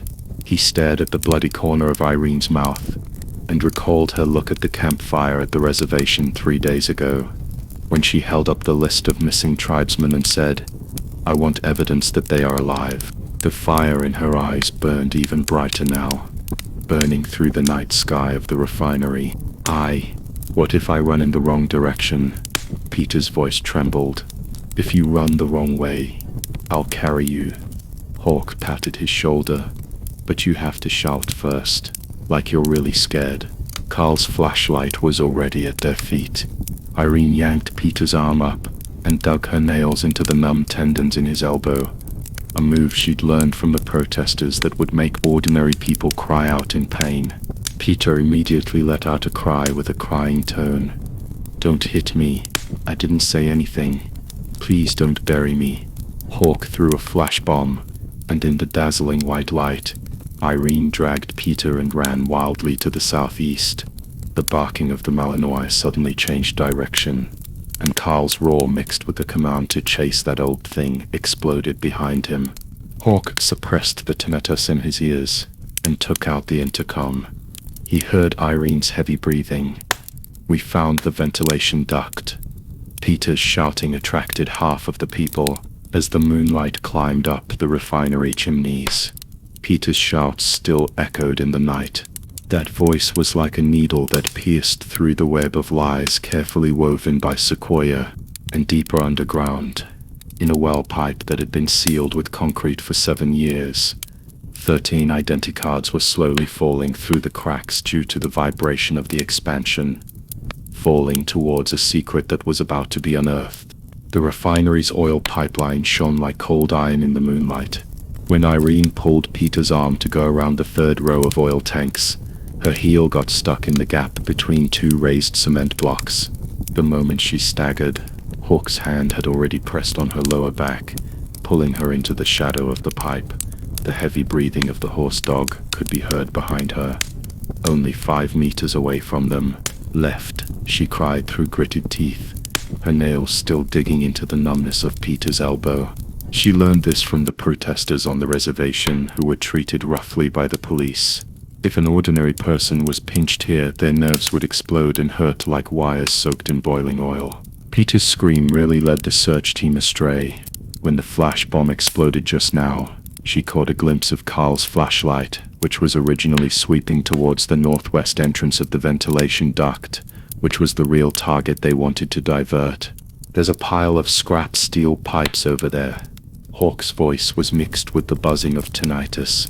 He groped in the dark, took out half a piece of compressed biscuit from his tactical waste bag, and smashed it at the oil barrel on the right with his backhand. At the moment when the sound of metal collision was heard, Irene pushed Peter hard, and the 3 of them took advantage of the shadow cast by the oil tank to slip into the gap between the 2 rows of pipes. The barking of the Malinois suddenly changed direction, and the flashlight light swept across the place where they had just stood like a snake, making a loud noise when it hit the pile of steel pipes. "Run!" Irene pulled Peter deeper. She was very familiar with the layout of the refinery. 3 years ago, when Redwood Company was going to expand its drilling on the Cree Reservation, she and her tribesmen pitched tents here for 3 months to protest. She remembered which section of fence was so rusty that a person could squeeze through it, and which pile of waste oil drums hid an abandoned cable well.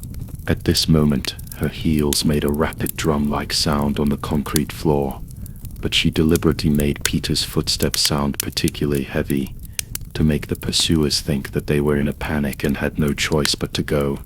"They're heading to the scrap area." Carl's roar came from behind. Irene could hear the anxiety in his voice. This security captain always boasted about his hound-like sense of smell, but he was afraid that he would be slapped in the face at this moment. She touched the pepper spray hidden at her waist. Hawk had forced it on her this morning. "If we get separated, spray your eyes. Don't be soft-hearted." The steel bars in the scrap area were piled 2 people high. Irene found a gap at the bottom of the pile that was just wide enough for 1 person to pass through, and pulled Peter in. Hawk was the rear guard. and he pushed two rusty angle steels to the ground, forming a makeshift roadblock behind them. The Malinois' claws scratched the steel bars, making a tooth-grinding, scraping sound, and then Carl shouted, "Get around! Don't collapse it!" When the three of them crouched down and crawled to the other side of the scrap pile, Peter's breathing was already like a bellows. His back was wet, and cold sweat flowed down the back of his neck into his collar. I was chased by wild dogs on a farm in Texas when I was a kid. Just like now. I feel the same now. You're smarter now than you were then. Hawk patted his shoulder, his voice as gentle as if he was coaxing a frightened horse. His fingers unconsciously stroked the police badge. It was the one his partner had pulled off and stuffed into his hand before he died. You shouted, "Don't bury me," just now beautifully. Old Carl must have believed that we were forcing you to tell him where the body was buried. It's true. Peter's Adam's apple moved, and the moonlight leaked through the gaps in the steel bars, illuminating the tears in the corners of his eyes. 7 years ago, the well collapsed and killed 3 brothers. The people from Redwood used hush money to keep us quiet, saying that if we continued to make trouble, they would bury us in a new well along with those missing women. I signed a confidentiality agreement, but I saw a photo of Maggie Algier in the supermarket last month. She was the forensic doctor who performed the autopsy on my late wife, and her laboratory. Shh. Irene suddenly raised her finger. The roar of a car engine could be heard in the distance, and 2 beams of headlights cut through the night, heading towards the scrap area. She dragged them both deeper into the pit, until they were behind a pile of old oil pumps covered with linoleum. Carl has called for support. Hawk narrowed his eyes. His tinnitus started to reoccur, as if bees were building a nest in his eardrum. This was an old PTSD problem that always occurred after a period of high stress. He took out his intercom and tuned to the Redwood Company's dedicated channel. Sure enough, he heard Carl's roar. Group 3, block the southeast gate, and Group 4, guard the waste area exit. Those 3 bastards must not have gotten far. Check every brick for me. They fell into the trap. A cruel smile appeared on Irene's lips. When she was leading the search team to the waste area just now, she deliberately mixed the keywords, ventilation pipe and concrete, into Peter's screams. People like Carl were most afraid that they would find evidence of the burial accident that year. The real entrance to the ventilation duct was now quietly lying in the neglected shadow in the northwest, and the lock on the lid had long been opened by Hawk with a master key. What should we do now? Peter clutched the edge of his clothes, his knuckles turning white. If they find out they're chasing the wrong person, so we have to find a safe place. Hawk interrupted him, looking around. At the edge of the scrap area there was a faded blue tin house. The house number 23 had rusted into a Z. Most of the window glass was broken, and spider webs formed a translucent curtain on the door frame. He remembered that when he checked out the location this morning, there was a warning sign hanging in the tool room that said, "Equipment under maintenance," and the lock was the most old-fashioned padlock, just right for a temporary hiding place. "Follow me." He lowered his voice and walked towards the iron house first. Irene followed behind, holding the pepper spray in her hand the whole time. Peter hesitated for a moment, but finally gritted his teeth and followed. Just now, when they were escaping, Hawk's arm was cut by a steel bar in order to block the horse dog for him. But he didn't even frown. Although it was painful when Irene pinched his tendons, she always protected the back of his neck with her hand, for fear that he would hit the pipe. The lock on the tin house was looser than Hawk had expected. The door hinges squeaked harshly as he pried open the lock with his tactical knife. The 3 of them entered one after another, and Irene closed the door with her backhand, leaving only a gap 2 fingers wide. The moonlight filtered in, illuminating a room filled with half-man-high piles of old wrenches, rusted hydraulic pliers, and several iron barrels labeled industrial degreaser. "Safe for now," Hawk checked the window and knocked over an oil drum when he turned around. Peter shrank his neck with a slight ding sound, but he suddenly stopped. The ground where the oil drum rolled over revealed a metal plate half buried in the dust. Most of the words on it were erased, but the words Redwood Energy 2015 Drilling Accident Handling Point could still be recognized. Irene followed his gaze and her breathing suddenly hitched. She squatted down and brushed her fingertips over the marks on the metal plate that had not been completely polished away. There were 3 lines of tiny letters, which looked very much like the initials of a person's name. Peter came over, stared at the scratches, and suddenly covered his mouth. It's Johnny, Lucas, and old Tom. Them. There was the sound of a car braking in the distance, and Carl's roar was as clear as if it was right beside his ears. Tool room. Guard the tool shed. Hawk yanked off the police badge from his neck and stuffed it into Irene's hand. Hide it. Irene grabbed his wrist with her backhand and could feel his pulse beating like a pile driver.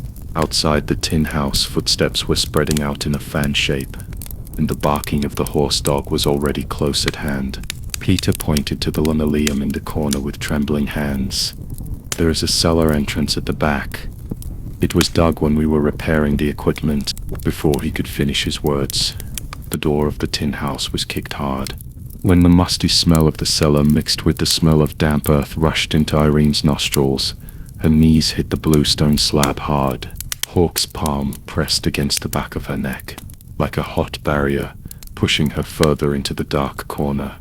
There was a loud bang of a metal door being slammed open overhead. The barking of the horse dog almost tore her eardrums, and Peter's panting was right next to her ears, with a smell of rust. It turned out that he had bitten his lip while climbing the ladder just now. Hush. Hawk's voice was colder than the water in the cellar. He leaned against the dirt wall, the barrel of his revolver gleaming dimly in the darkness. Irene touched the tactical knife at his waist. There was still some oil on the handle from when he knocked over the oil drum. Just now, it was so sticky that it seemed like some kind of ominous omen. Footsteps began to trample overhead, the heels of leather boots hitting the metal plates, making a hollow echo. Someone cursed. Where can that old guy hide? Another voice came closer. The dog is wandering around the corner. Maybe there is a secret passage. Erin dug her nails into her palms. She heard Hawk's breathing suddenly pause, which was a sign of his post-traumatic stress disorder, PTSD, before it happened. This was how he held his breath during the border shootout 3 years ago, and then misjudged the location of the drug dealers, causing his partner to be shot 3 times in the chest. At this moment, his wrist trembled slightly in the palm of her hand, like a beast's claw being stepped on, but the next second he firmly grasped her knuckles. They won't lift the tarpaulin, Peter suddenly said in a hoarse voice, his voice shaking like a leaky bellows. Back then, when we buried the equipment, we sealed the entrance to the cellar with 3 layers of cement. He fumbled to take out the lighter from his trouser pocket. In the dim light, Irene saw that the wrinkles at the corners of his eyes were full of mud, and half of his left little finger was missing, and the calluses on the broken surface were thicker than the fingernail. The footsteps overhead gradually faded away, and the barking of the horse dog moved to the other side of the tool shed.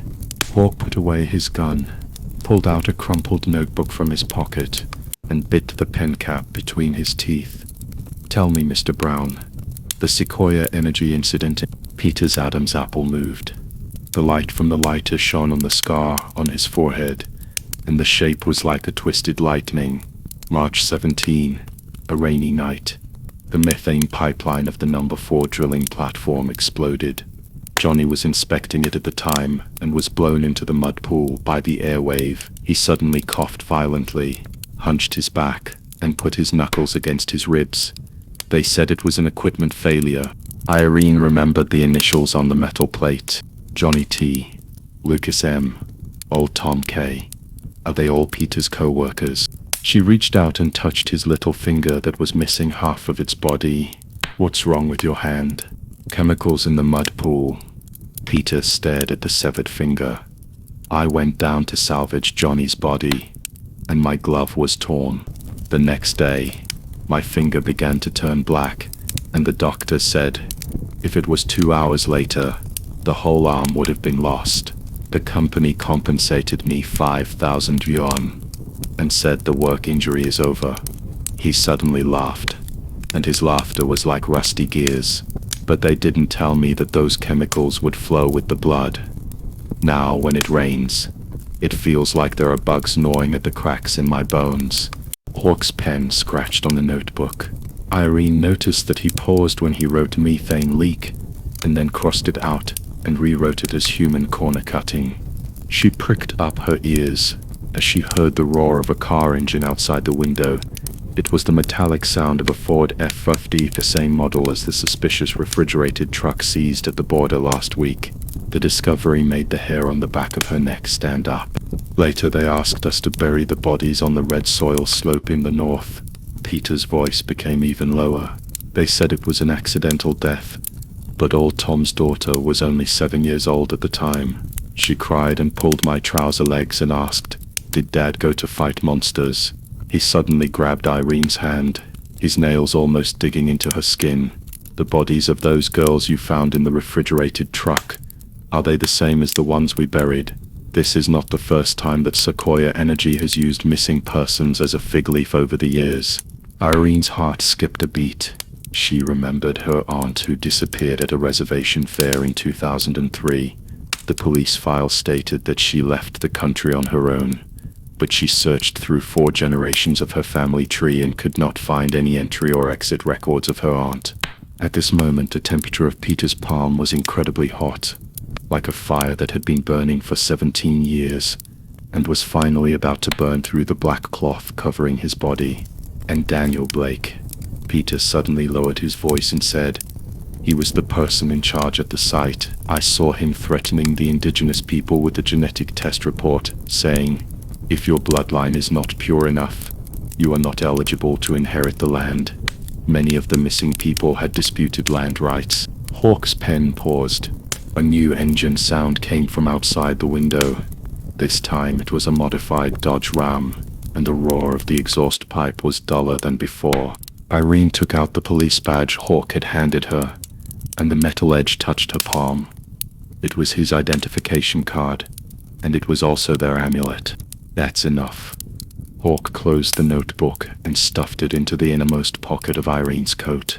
"This evidence is enough to send Blake to jail 10 times. He was about to speak when his cell phone vibrated in his trouser pocket. The moment the screen lit up, the 3 people froze at the same time. It was a text message from an unknown number. "Brown is in the toolroom cellar. Bring him alive."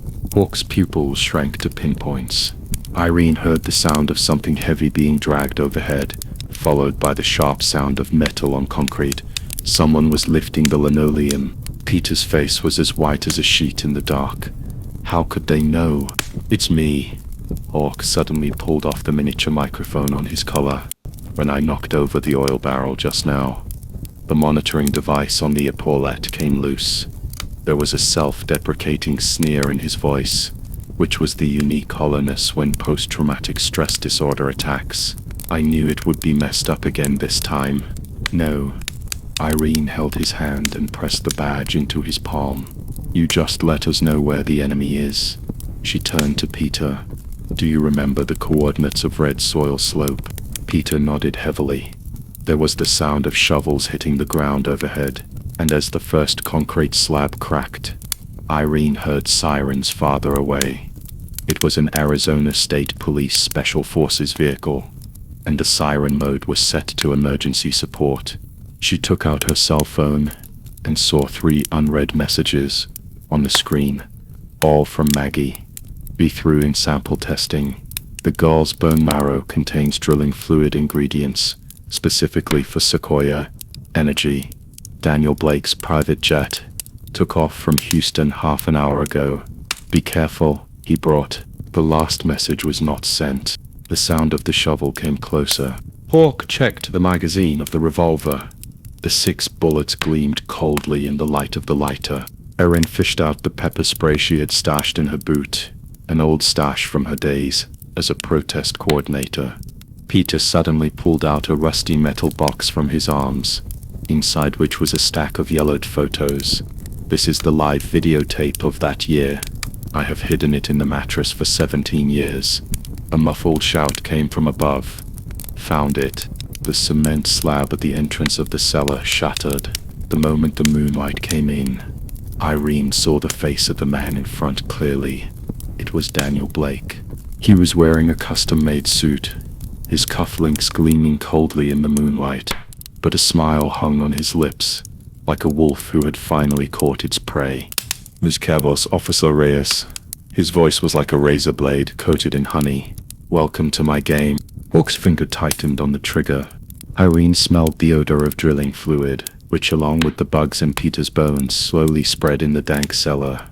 As the sound of shovels breaking concrete echoed underground, the back of Erin's neck registered danger before her eyes did.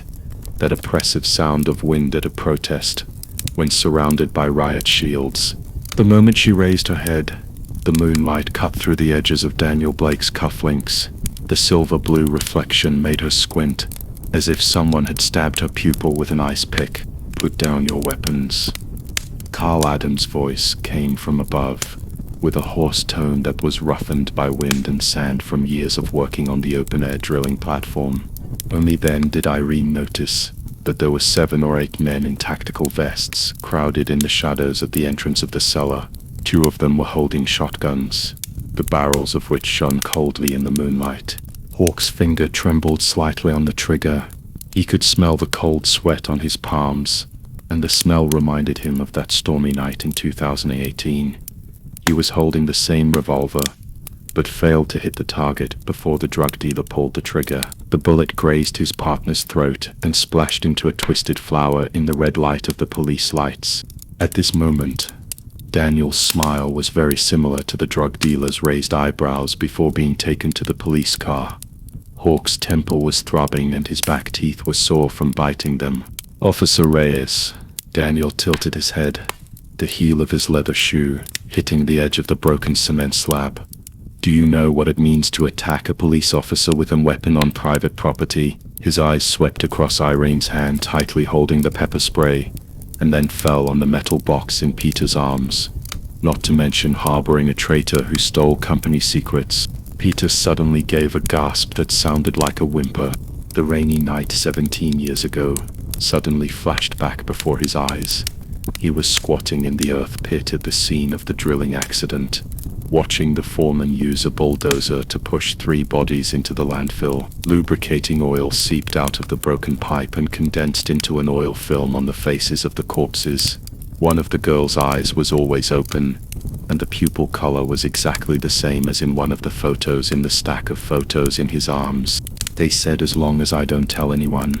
He made a gurgling sound in his throat, and the metal box clattered in his arms. "They said they would take care of me in my old age." "Peter," Irene growled. She saw Daniel's right hand quietly reaching for the inner pocket of his suit, where there was most likely a silent pistol. For an executive of this level, even killing people was done with dignity. She pressed her thumb on the button of the pepper spray, her knuckles turning white from the effort. "Run east. There's an abandoned pipe behind the tool shed." Hawk's revolver went off first, not towards Daniel, but towards the brick wall on the east side of the cellar.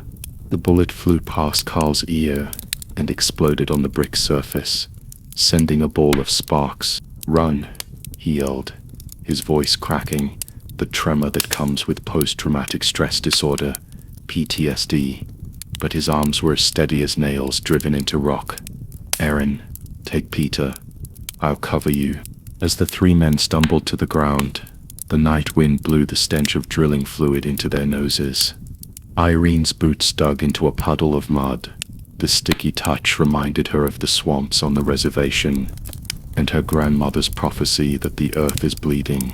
There was a sound of dog barking in the distance. It was the tracking dog that Carl brought. She grabbed Peter's arm and ran to the tool shed.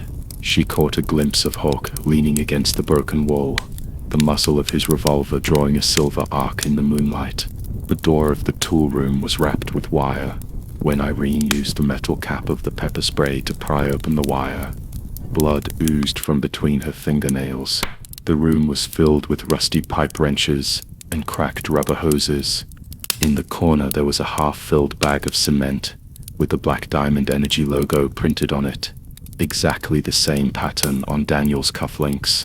What they want is evidence. Irene pressed Peter on the cement bag. She snatched the metal box and stuffed it into the inner layer of her coat. So we can't let them catch Peter alive. And we can't let the evidence fall into their hands. She squatted down with her ear to the ground. The footsteps outside sounded like drum beats, moving from the northwest to the southeast, with a brief pause every 20 seconds. They were confirming the direction. Peter's shoulders were shaking like sieves. They will kill me. They should have killed me 17 years ago.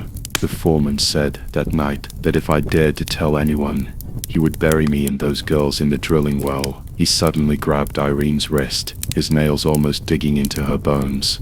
Let me go. I can't run far, and they won't chase you if they catch me. Shut up. Hawk kicked the broken door of the tool shed, and the door frame creaked. He fished out a half bottle of tequila from his trouser pocket, tilted his head back, and took a sip, the liquor dripping down his chin onto his tactical belt. They will be more likely to chase you if you die, because the dead won't speak, but the living can interrogate where the evidence is hidden. His eyes swept over the pipeline in the corner. It was an abandoned oil branch pipeline, with a diameter large enough for a person to pass through by bending over. Erin, you used a feint to the east when you protested in the reservation before, right? Irene's eyes lit up. She recalled that last year, when she led her tribesmen to block the oil pipeline, she used a loudspeaker to play the sound of a tractor to divert the security. She bent down and picked up a rusty pipe wrench, and then pulled off a section of rubber hose. These pipes are connected to the old drilling platform, and the sound will be transmitted along the metal pipe wall. Hawk, you go to the east, and throw the pipe wrench in. Peter, you use the hose to hit the pipe on the south side. Remember to knock it randomly, as if someone knocked over the tools while running away. What about you? Hawk stuffed the bottle of tequila into her hand, and the smell of alcohol mixed with the smell of blood and rust rushed into her nostrils. I'll stay here. Irene took off her red scarf and tied it to the iron frame at the door. They want to catch us alive, and they'll rush here first when they see something fishy going on. She took out her cell phone and pressed a few buttons quickly. The last message sent to Maggie was still stuck on the word tool room, and the screen was as blue as a ghost fire in the dark. The footsteps outside suddenly got closer. Carl's roar pierced the night. Mr. Black said, "Live Cavos, dead Reyes." Peter Brown wants a whole tongue. Hawk emptied his revolver, leaving only 2 rounds. He knew that Irene's plan would take time, and his gunshot would be the best countdown. Peter, follow Irene. He stuffed the metal box into Peter's arms. If I don't come out, give this thing to Maggie Ogier. There is a sample from 1980 on the 3rd layer of the refrigerator in her laboratory. It matches. 3, 2, 1. Irene counted softly in his ear, and suddenly shouted at the top of her voice, "Run north." At the same time, she smashed the tequila bottle at the west window. The sound of glass breaking mixed with the thud of the pipe clamp falling to the ground caused a buzzing echo in the pipe. The footsteps outside suddenly became chaotic. The barking of the tracking dog shifted from the southeast to the northwest. Carl's intercom heard noisy commands. "There's movement on the west side. The red scarf is at the door." The dog went north. Irene dragged Peter into the pipe, and the rusty iron rubbed her elbows sore. She looked back at the tool shed. Hawk's figure became a black silhouette in the moonlight. The muzzle of his revolver pointed at the approaching security guards. His back was straight, like an old pine tree that refused to fall after being struck by lightning. Exactly the same posture as that rainy night in 2018 when he held his dying partner. The sound of footsteps became clearer and clearer from deep in the pipe. Carl's men were chasing after them. But Irene knew that what they heard at that moment was the oil drum that Hawk deliberately kicked over, the chaotic rhythm that Peter knocked out with the hose, and the visual trap she set with her red scarf. The real exit is the abandoned drainage ditch at the other end of the pipeline, which leads to the swamp in the reservation, the wound of the earth, and the most natural shelter. As the first flashlight beam swept into the pipe, Irene touched the metal box in her arms. The eyes of the girls in the photograph seemed to open in the darkness, overlapping with the eyes of her grandmother in her memory. The wind poured in from the pipe, bringing with it the unique moist smell of the swamp, mixed with the sound of gunfire coming from afar. That was Hawk's revolver firing. 2 shots, no more, no less, like some kind of ancient war song.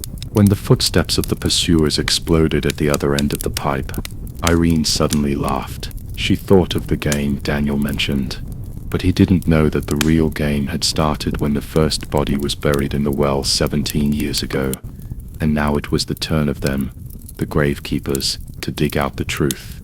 Hawk's second bullet grazes the brim of Carl's hat and blows up a cloud of dust at his feet.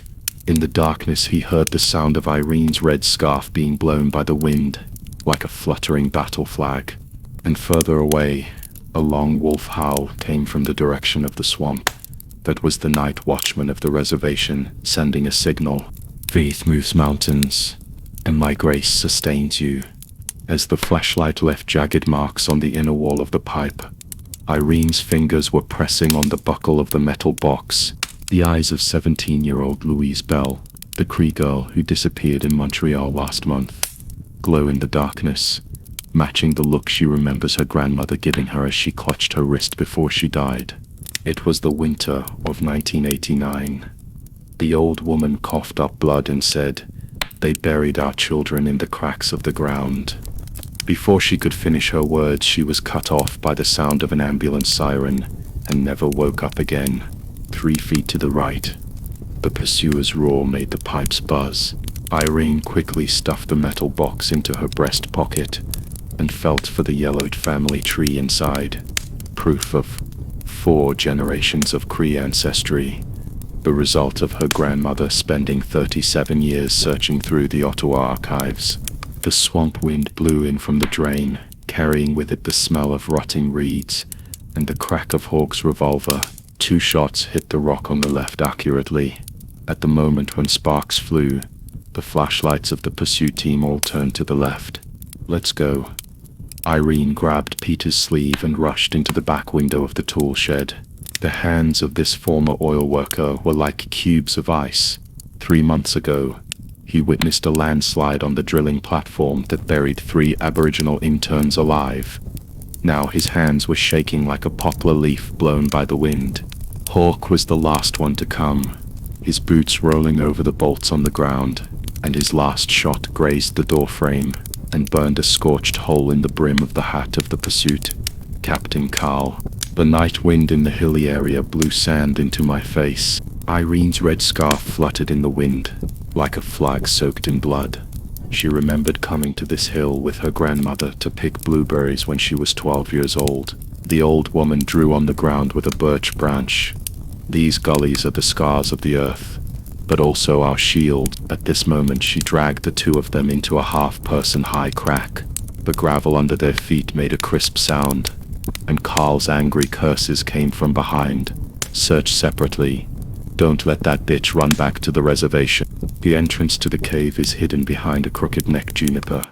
Irene used her shoulder to push away half of the fallen rock, and a musty smell mixed with the scent of batshit came out. As soon as Peter bent down and crawled in, he knocked over a clay jar. It was used by early Cree hunters to store water, and the pottery fragments shattered into stars on the ground. Sorry." He squatted down to pick up the fragments. There was still black mud from the drilling platform, embedded in the cracks of his fingernails. That was the first shovel of mud he had personally poured on the body under Daniel's threat last week. Hawk leaned against the cave wall and checked his revolver. 3 of the 6 bullets had been used. There was an old scar on his knuckles, left 3 years ago when he misjudged the drug dealer's hideout, and his partner was hit by a stray bullet. They will locate the fissure in 5 minutes at most. He took off his police hat to wipe the sweat off his face. There was a photo pinned on the inside of the brim of his hat. It was of a young man in police uniform, with the same dimples at the corners of his mouth as him. That's enough. Irene took out the glow stick from the tool shed and flicked it open. The green light reflected the dirt on her face. Carl thought we would run to the swamp, but the night watchman of the reservation had already transmitted the wolf howling to the tribal radio station. She paused and took out a metal box from her pocket, and here she tapped the box with her fingertips. Is what Daniel wants. He asked the drilling team to replace the accident death record with the missing persons file. Peter suddenly grabbed her wrist, his nails almost digging into the flesh. You don't know how cruel Daniel is. His Adam's apple rolled up and down. Last month a reporter found the drilling platform, and the next day a body was found floating in the Red River. The watch on his wrist is exactly the same as the one I saw at the scene of the accident. A sound of dripping water came from deep in the cave. Very slowly, like a countdown. Suddenly, there was a crackling sound of a walkie-talkie outside the cave. Captain Adams, the main road has been blocked. It was the voice of a young security guard. The drone scan detected 3 heat signals in the hilly area. The coordinates are B7. Carl's roar exploded. Idiot. That's the infrared bait I asked them to set up. Send me the Hound team and 2 patrol cars to block the old logging road to the west. Hawk's fingers tightened around the gun handle. He could hear the barking of dogs approaching, and the sound of metal heels hitting rock. Irene's red scarf had slipped down to her shoulders, revealing the blue feather tattoo on her collarbone. It was the Cree Finder totem, which her grandmother had tattooed with a bone needle when she was 18. When the wind takes our children away, you must be like a blue jay and bring their names back to the light. They've blocked all the exits. Hawk's voice sounded like sandpaper on a gun barrel, including the drainage ditch we came from. Peter stood up suddenly, knocking rocks off the roof of the cave. He stared at the metal box in Irene's hand, his Adam's apple moving. There is a backup channel on the drilling platform. His voice trembled, but it was steadier than before. It was dug when the emergency well was repaired 10 years ago. Go down the dry well behind the Num3 oil storage tank, and you can reach the Red River tributary. Outside the cave came the barking of hounds so close that it was frightening. Irene quickly stuffed the metal box into Peter's arms. Here, she pulled off a red scarf and tied it to the juniper at the entrance of the cave. Hawk, you take him through the alternate passage. I'll lead them away. No! Hawk grabbed her wrist, the warmth of his palm coming through the dirt. Last time you said I'll lead them away, and ended up being locked in the barn for 6 hours. He rubbed the scratches on the back of her hand with his fingertips. They were scratched when he was looking for fingerprints in an abandoned truck 3 days ago. This time it's my turn. Peter suddenly pressed the metal box to his chest. I'll lead them away. His eyes sparkled in the green light. Anyway, they should have come to me. On that rainy night 3 months ago, he signed the registration book of the drilling platform, changing the 3 vivid names to anonymous. Just consider it as me bowing to those 3 children. Carl's command came from outside the cave. This way, there's movement behind Juniper. Irene suddenly smiled, revealing her left canine tooth, which was missing when she fought with a boy at the age of 12. Listen, she held their shoulders.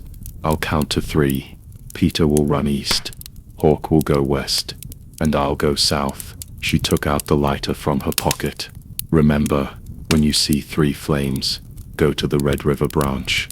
My grandmother taught me that, she said, her voice lowered, as if she were telling a secret. When Cree children get separated, they light 3 fires of birch bark, and the wind blows the smoke into arrows. The barking of the hounds was close at hand. Hawk took out the last 2 bullets and loaded them into the magazine, then nodded to Peter. Peter took a deep breath and stuffed the metal box into Irene's hand. Take it with you. This is what they want. He wiped his face, turned and rushed into the darkness. Irene watched his back disappear into the crack, then pulled off her red scarf and tied it around Hawk's neck. "Don't lose it," she patted the photo on his chest. "Your brother is still waiting to see you retire in a police uniform." Hawk's fingers curled around the back of her neck, and he placed a provocative kiss on the corner of her forehead. "On the count of 3, run," he said, and turned and dashed into the gully to the west. Irene took out a lighter and knocked 3 times on the wall of the cave. That was the signal agreed upon with the night watchman of the reservation. A long wolf howl was heard in the distance. The second and third howls seemed to echo each other. She took a deep breath and ran towards the steep slope to the south, with a corner of her red scarf rising behind her like a drop of falling blood. In the cave, the green light gradually dimmed into dark blue.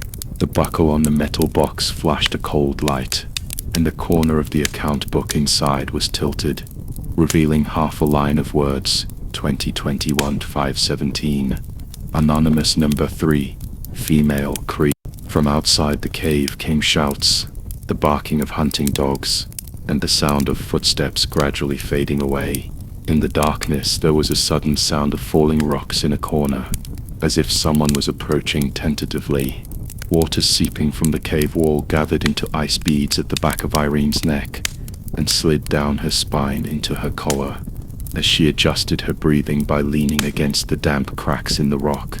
The hound's barking shattered against the cave ceiling, and the echo was mixed with the man's curse. "Left crack. That red scarf is reflecting light."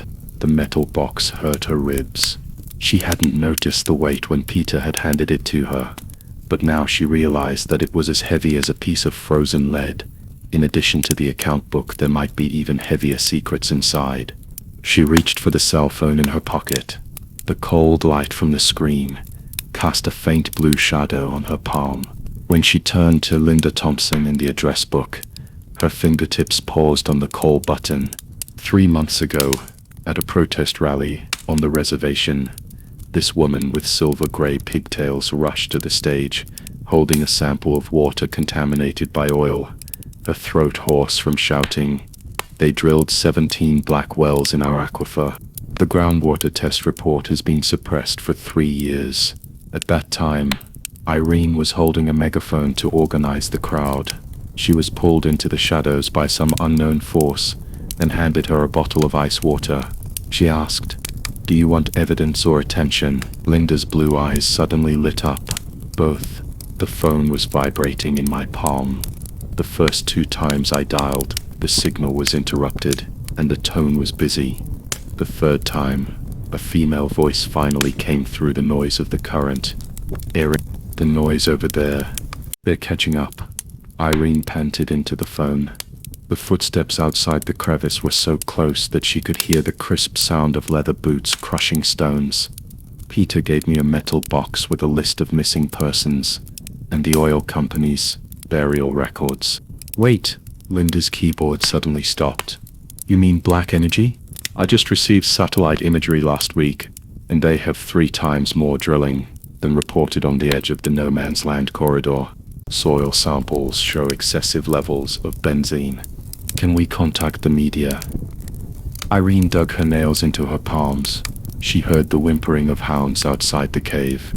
Apparently they smelled her scent. "As long as it's exposed, they won't dare." "I'm already in contact."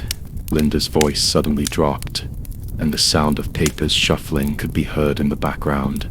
"I have reports of fraudulent environmental assessments from 2008 to the present, as well as recordings of 3 former employees. They used genetic testing cards to verify the inheritance rights of indigenous peoples, forced families who refused to sign away, and then transferred the land rights to shell companies." The white light of a flashlight swept across the crevice. Irene held her breath and saw the beam of light sway on the rock wall above her head, and then move to the left.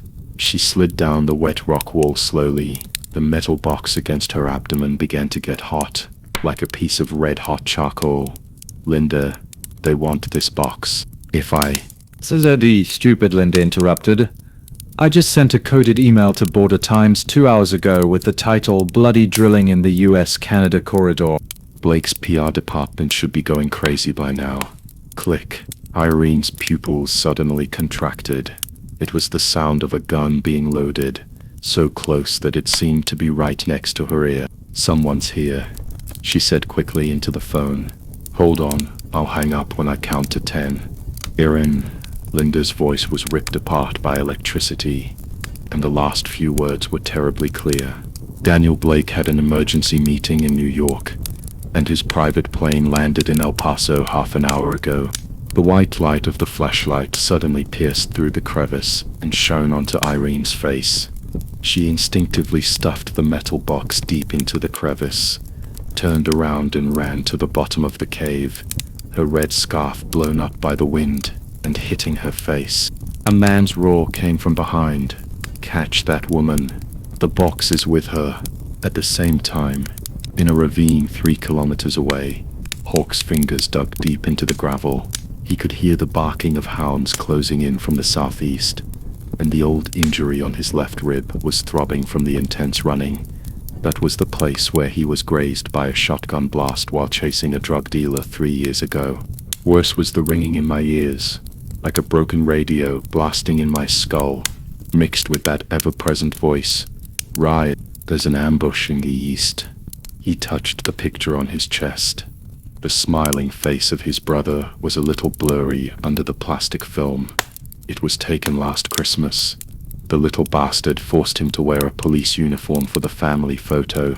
"When I retire," Hawk murmured to the photo, "I'll take you to Big Sur to see the ocean." The tinnitus suddenly intensifies and becomes a sharp buzzing sound. He looked up suddenly and saw 2 beams of flashlight cutting down from the steep slope above. "Fuck," he cursed, grabbed a rock and threw it to the left, rolling into the bushes beside him when the pursuers turned.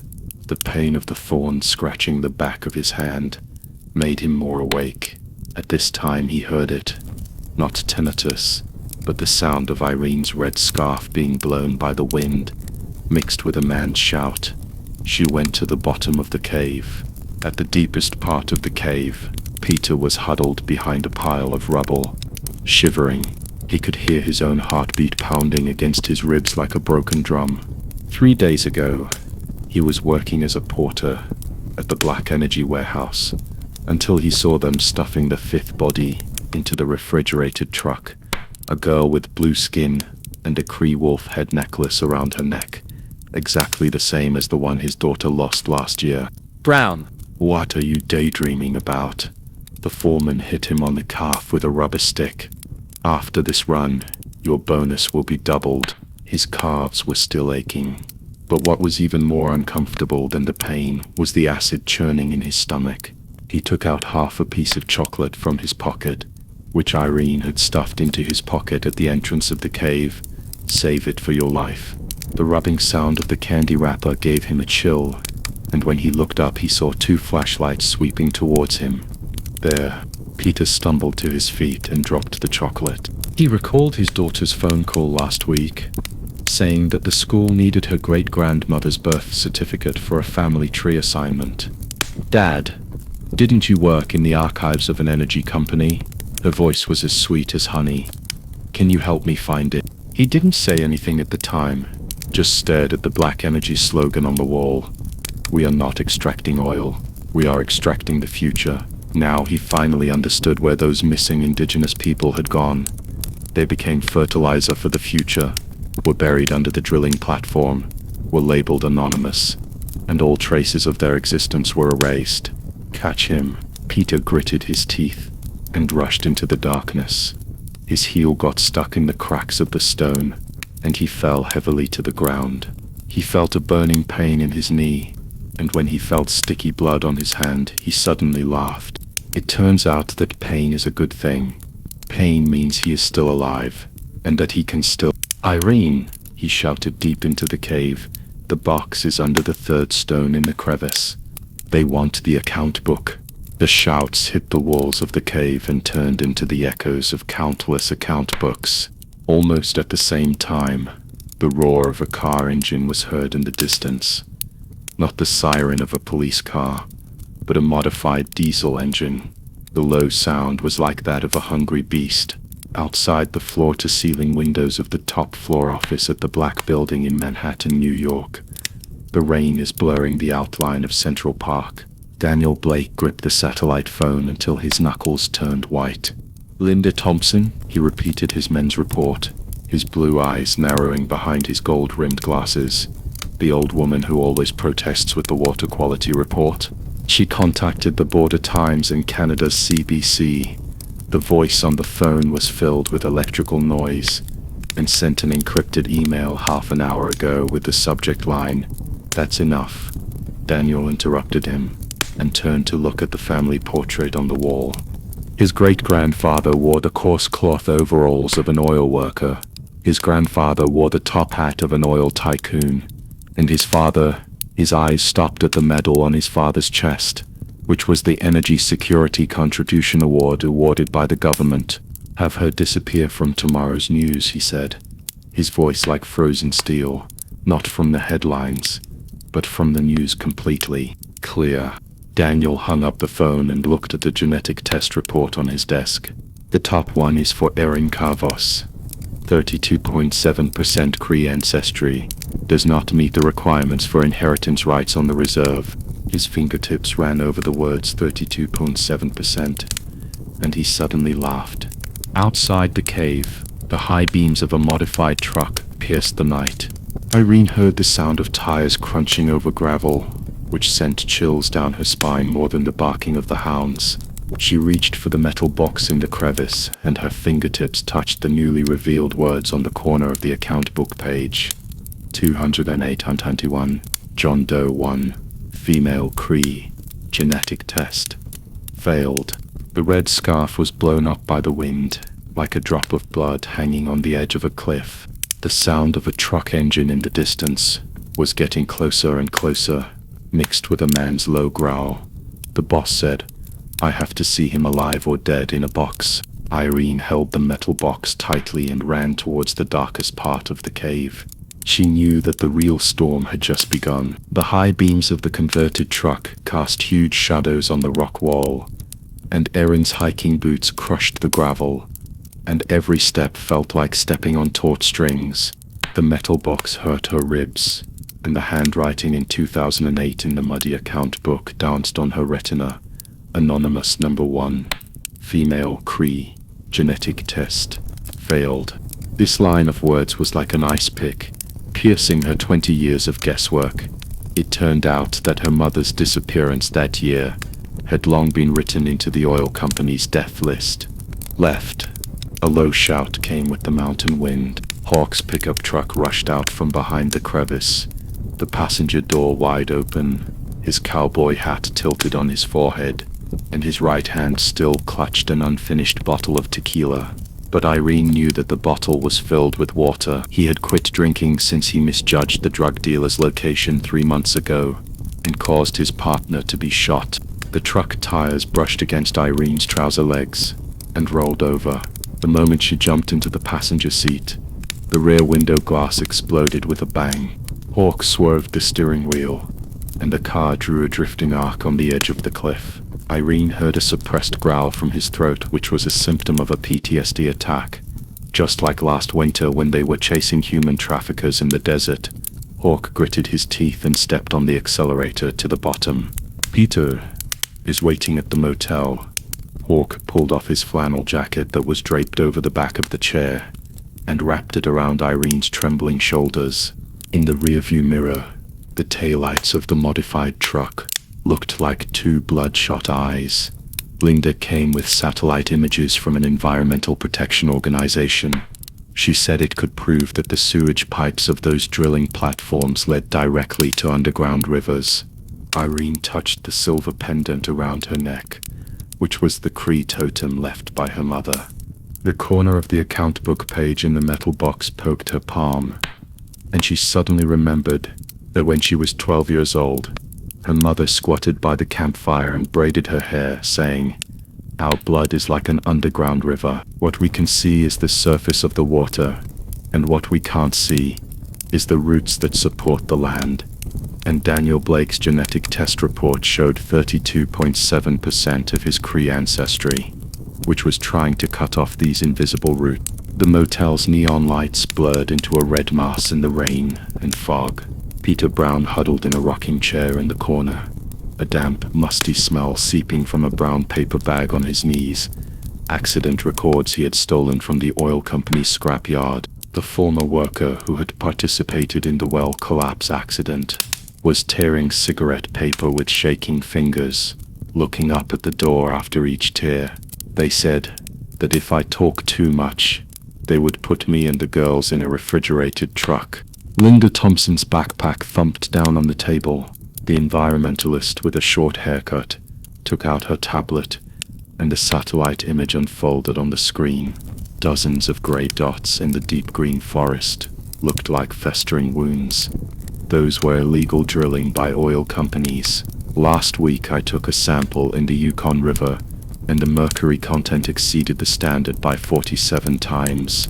She ran her fingertips over the bright areas at the edge of the image. These thermal imaging anomalies. Look at them. Hawk leaned over, his pupils suddenly contracting. The shapes of those bright spots were highly consistent with the trajectory of the refrigerated truck containing 13 female bodies they found in Arizona. Irene's tinnitus suddenly intensified, and amid the buzzing sound of metal friction she remembered the sound of the truck engine she heard in the cave. It was a Cummins ISX-15 model, a special cold chain truck for the US-Canada Border Transportation Company.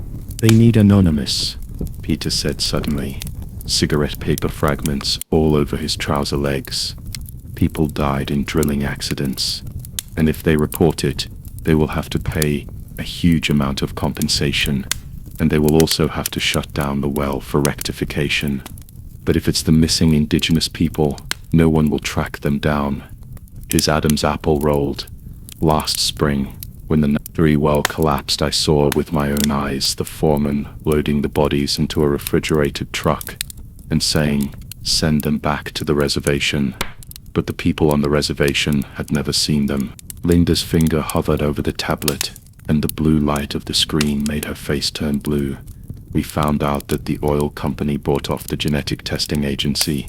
As long as the bloodline ratio is less than 35%, the inheritance rights will be deprived, and the land can be mined in the name of unowned land. She turned to Irene. "Your test report. Is their weapon?" A car horn sounded outside the window. Hawk's hand was on the gun at his waist. Through the fogged glass, he saw a black Chevrolet parked across the street. The man in the driver's seat was talking on the phone. At the same time, Irene's phone vibrated, and an anonymous text message popped up. "Tomorrow's sun may not shine on your press release." Rain poured down the windows of Daniel Blake's private helicopter as it flew over the Great Lakes. He looked at the surveillance footage on his phone. The 4 people in the motel were looking down at their tablets. Peter's shoulders were shaking like sieves, and Linda's fingers were flying on the keyboard. "Disconnect the environmental organization's server," he said into the Bluetooth headset. "Delete Thompson's satellite data, including the backup on her computer." "That Kavos?" The subordinate's voice was filled with electrical noise. Daniel took out Irene's genetic test report. The 32.7% number glowed coldly under the cabin lights. "Don't worry yet." He looked at the rolling dark clouds outside the window. "Wait until they gather all the evidence. Then we can take down the whole thing." His thumb slid across the edge of the report where the oil company's logo was printed. "Let the refrigerated truck team set off tonight and load more trucks. We need more anonymous. Enough to fill in all the holes before public opinion ferments." In the motel, Irene's tinnitus suddenly became as sharp as an alarm.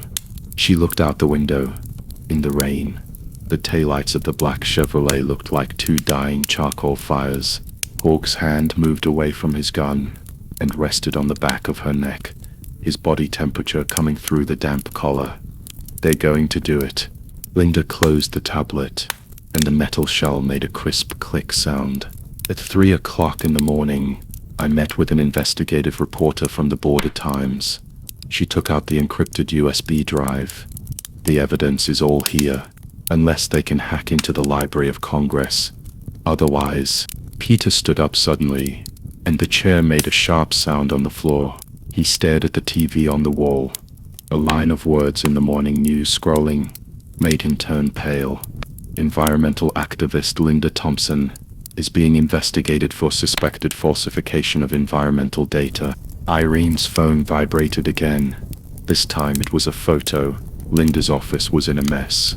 Her private collection of drilling water sample bottles were broken on the ground, and half a bloody nail was floating in the amber liquid. Hawk fished out the bottle, unscrewed it, sniffed it, and tightened it again. They're one step ahead of us. His voice was like sandpaper scraping across a gun barrel. But there's one thing they can't take away.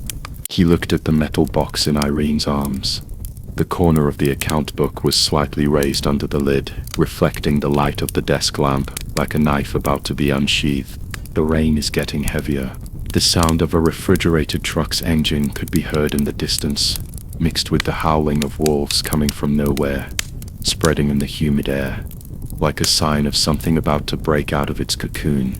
The rain formed a grey net on the windshield of the car, and the sound of the wipers swinging back and forth was like a metronome, making Irene's temples throb. The knuckles of her fingers turned white as she held the metal box, and the sharp edges of the bottom of the box hurt her palms. It was a tin box that was dug out from the oil storage pit of an abandoned gas station 3 days ago. It was covered with oil mud, and when it was pried open, the pages of the account book inside were stained with brown stains. Peter said that it was crude oil splashed during a drilling accident, mixed with blood. They didn't even leave Linda's fingernails. She stared at the photo on her phone. The half fingernail on the broken glass was bluish gray, like a crushed shell. Hawk, who was sitting in the passenger seat, suddenly leaned forward and ran his rough thumb across the top of her hair, his movements as gentle as if he were soothing a frightened doe. The cuffs of his uniform were still stained with the smell of disinfectant from when he went to the hospital this morning.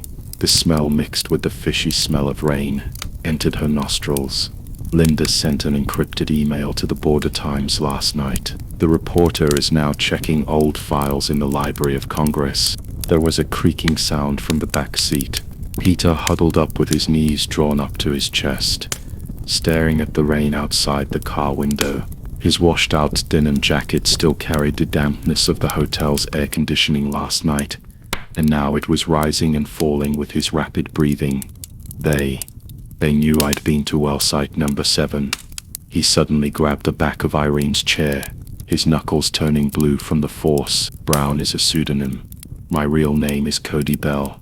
My dad is a janitor at Bell Oil. In the winter of 1989, he said he would take me to see reindeer, but ended up stuffing me into a truck carrying feed. Irene turned her head sharply. The rain flowed down the car window, cutting light and dark lines on Peter's face. She remembered the file Maggie had shown her in the Quebec laboratory. In the 1989 missing persons report at the US-Canada border, there was a Cree boy named Cody Bell, who was 6 years old at the time. So you recognize those refrigerated trucks? Her voice was tense, the metal boxes burning slightly against her knees. Do you know why they picked on the indigenous people? Genetic testing. Peter suddenly laughed, and the laughter turned in his throat like a rusty gear. Daniel Blake's great-grandfather was a eugenics fanatic. What they wanted was pure blood. Aboriginal people with no white blood within 4 generations, so that they could be not found in the missing population statistics. He took out a yellowed paper from the inner pocket of his coat, with burn marks on the edge. This is the family tree I found in the ruins of well site number 7. It was copied from the back of the drilling log. The sound of the engine came from far away. Hawk's hand instantly moved to the holster on his waist, and the windshield wipers swept away a curtain of water, revealing a black sedan parked on the side of the road. The license plate was from The Hague, and there was an Interpol badge pinned to the front windshield. David Blake. The man rolled down the car window. His blonde hair was wet by the rain and stuck to his forehead. His eyes were like a scalpel that had been tempered with ice. Officer Reyes Miscavos. I heard about you from Maggie Ogier in Montreal. He handed over his ID, and the metal plate shone coldly in the rain. I need all the clues you have about the connection between the transnational human trafficking chain and illegal drilling. The safe room in the hotel basement smelled musty and the old-fashioned clock on the wall ticked. David unfolded his laptop. The blue light from the screen made his eye sockets blue. In the past 3 years, 72 cases of missing indigenous peoples on the US-Canada border have been marked as voluntary migration, of which 93 bodies were found in abandoned well sites in Texas and Alberta, and the 13 female bodies you found all came from the same transportation chain. He pulled up the satellite map and ran his finger across the 20-kilometer blank area on the US-Canada border. There is no fixed surveillance here, only quarterly patrols. Trucks load goods from Winnipeg, enter the blind spot through Saskatchewan, and then transfer to the desert warehouse in Arizona. Loading Erin repeated the word, her throat tightening. She thought of the teeth in the formalin bottles in Maggie's lab. Each one had a number that matched the one sprayed on the side of the refrigerated truck. The genealogy transcript provided by Peter is the key. David opened the encrypted folder, which contained the sample test report sent by Maggie. The mitochondrial DNA of the missing persons is highly similar, indicating that they are from the same maternal bloodline. When Daniel Blake's oil company applies for drilling permits, it will use genetic testing to exclude Aboriginal families that may cause disputes. If a family has white ancestry within 4 generations, their disappearance will be recorded. Otherwise, he paused, they will be dealt with. Hawk suddenly slammed the bottle on the table. He didn't open the bottle, just stared at the amber wine, his Adam's apple rolling.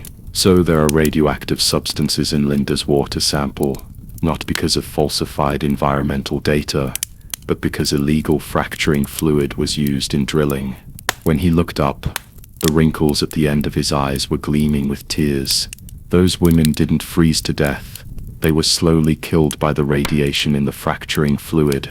The refrigerated trucks were just to delay the decay of the bodies so that they could be transported to the well site and buried in the fill layer. Peter's shoulders began to shake. He fished out a mint from his pocket, and the sound of peeling the candy wrapper was particularly harsh in the silence. There is a layer of steel bars under the fill layer of well site number 7.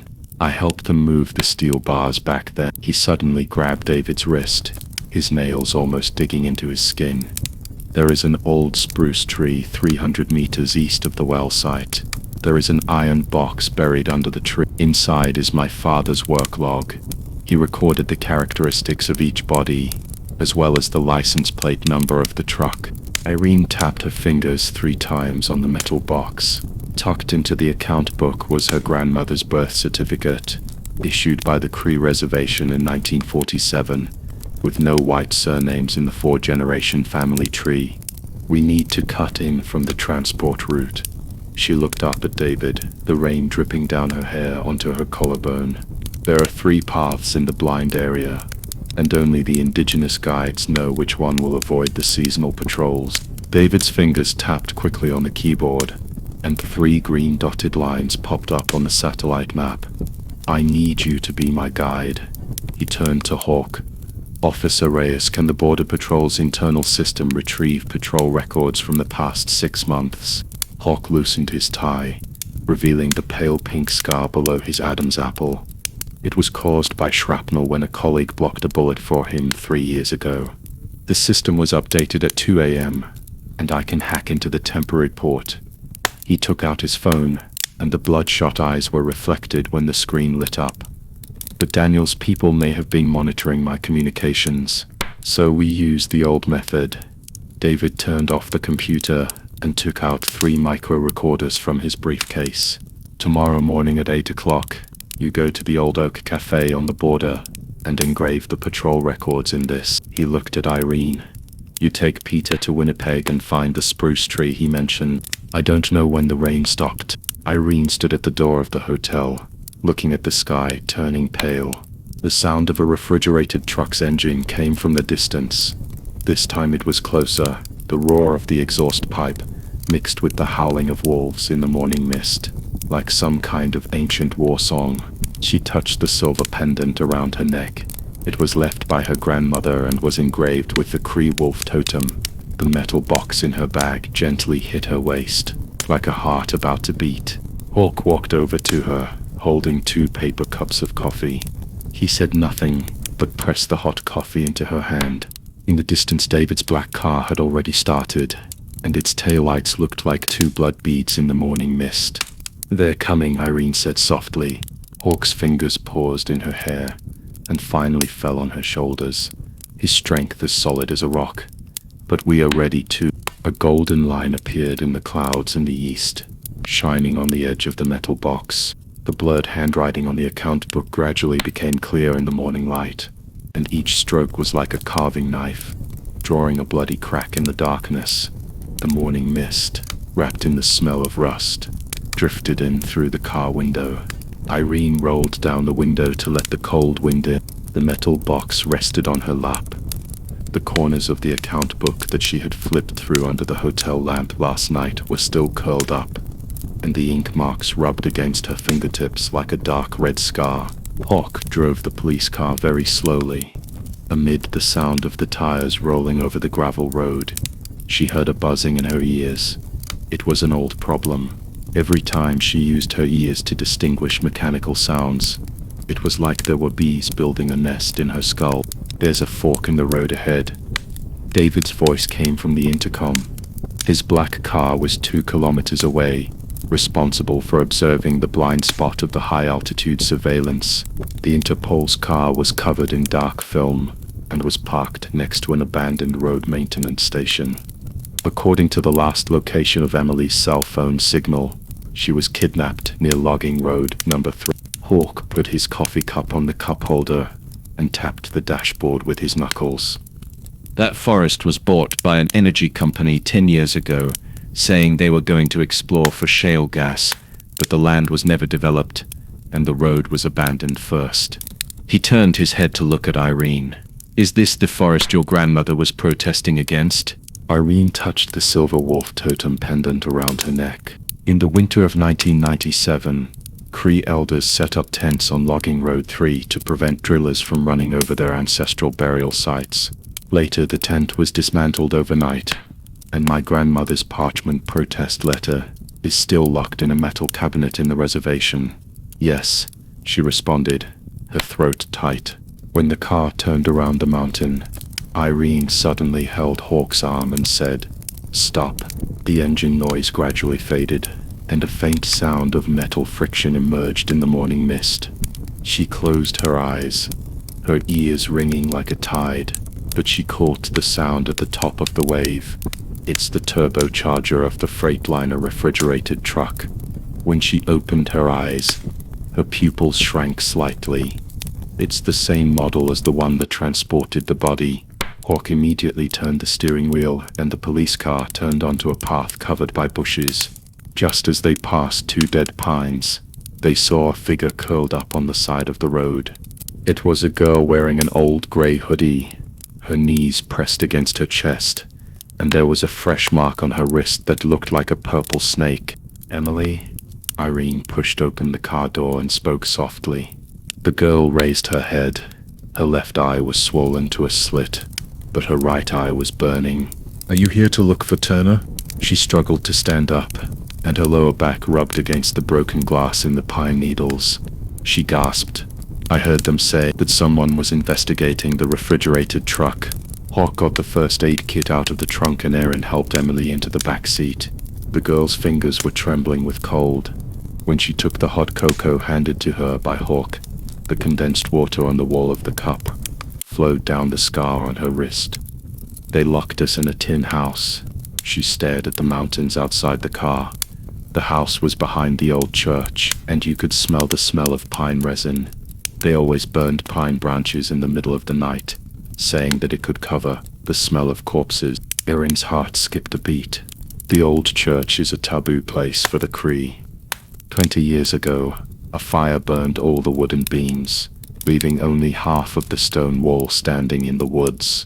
When she was 12 years old, she went to burn incense with her grandmother. She remembered that there was a depression behind the church, surrounded by century-old red pines, with pine resin condensed into amber tears on the bark. And there are sounds. Emily suddenly grabbed Irene's wrist, her nails almost digging into the flesh.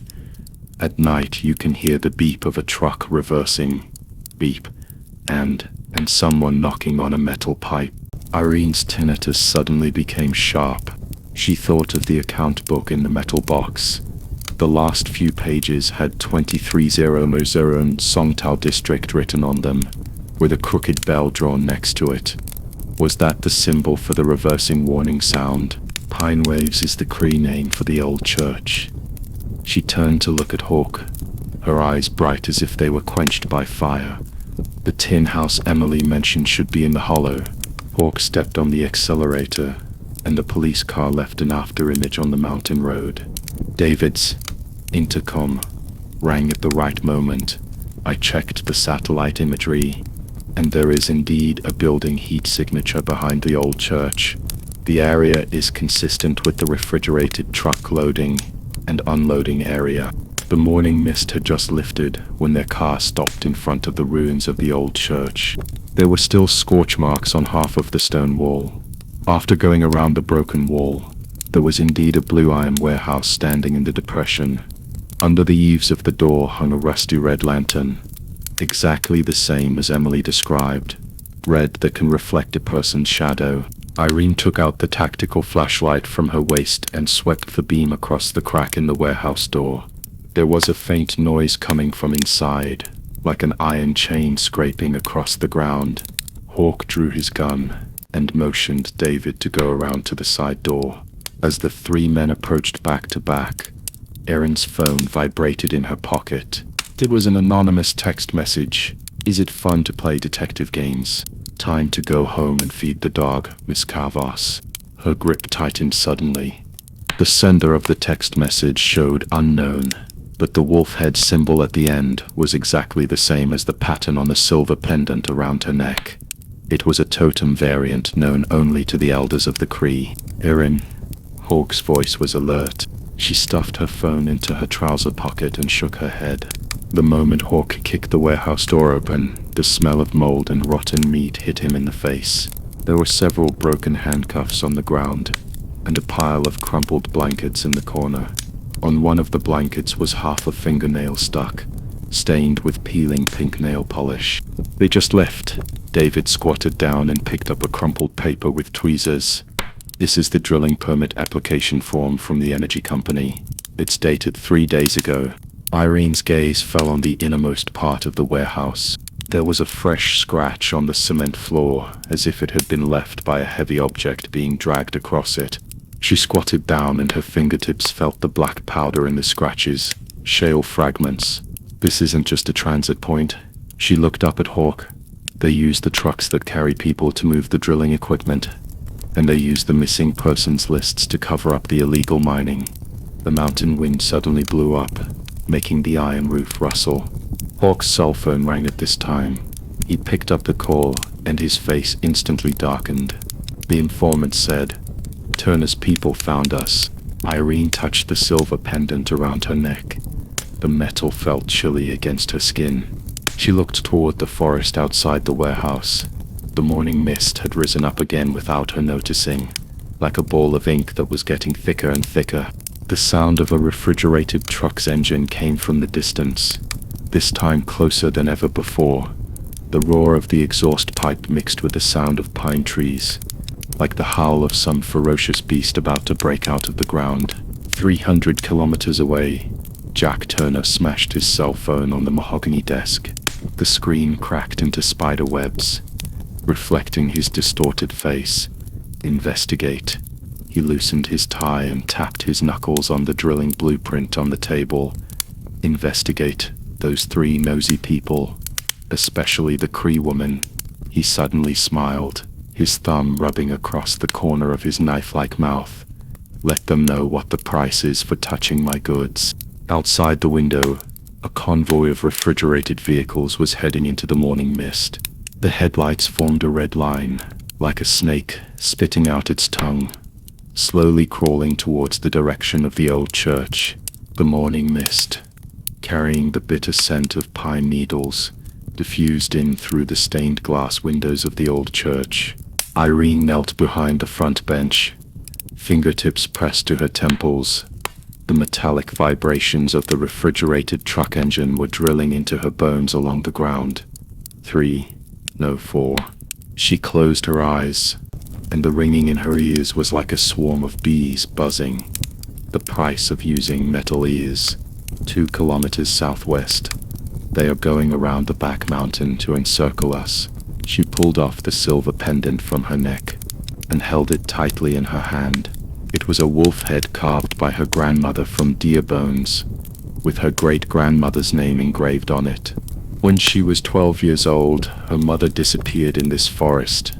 At that time, she also heard a similar engine sound, like the sound of some monster tearing flesh and blood. Hawk crouched beside the altar examining the shotgun, his knuckles pressed harder than usual against the badge. He could smell the lingering tequila on his cuffs, which was the nightmare he had suppressed with the help of alcohol last night. On that rainy night, 3 months ago, he mistook the movement in the bushes for a drug dealer, but it turned out that the person who fell down after the gunshot was his partner, who had just become a father. At this moment, Shanfeng lifted the hem of his uniform, revealing the hideous old scar on his waist, which overlapped with the place where his partner was shot in the chest in his memory. "David, is there any signal on this satellite phone?"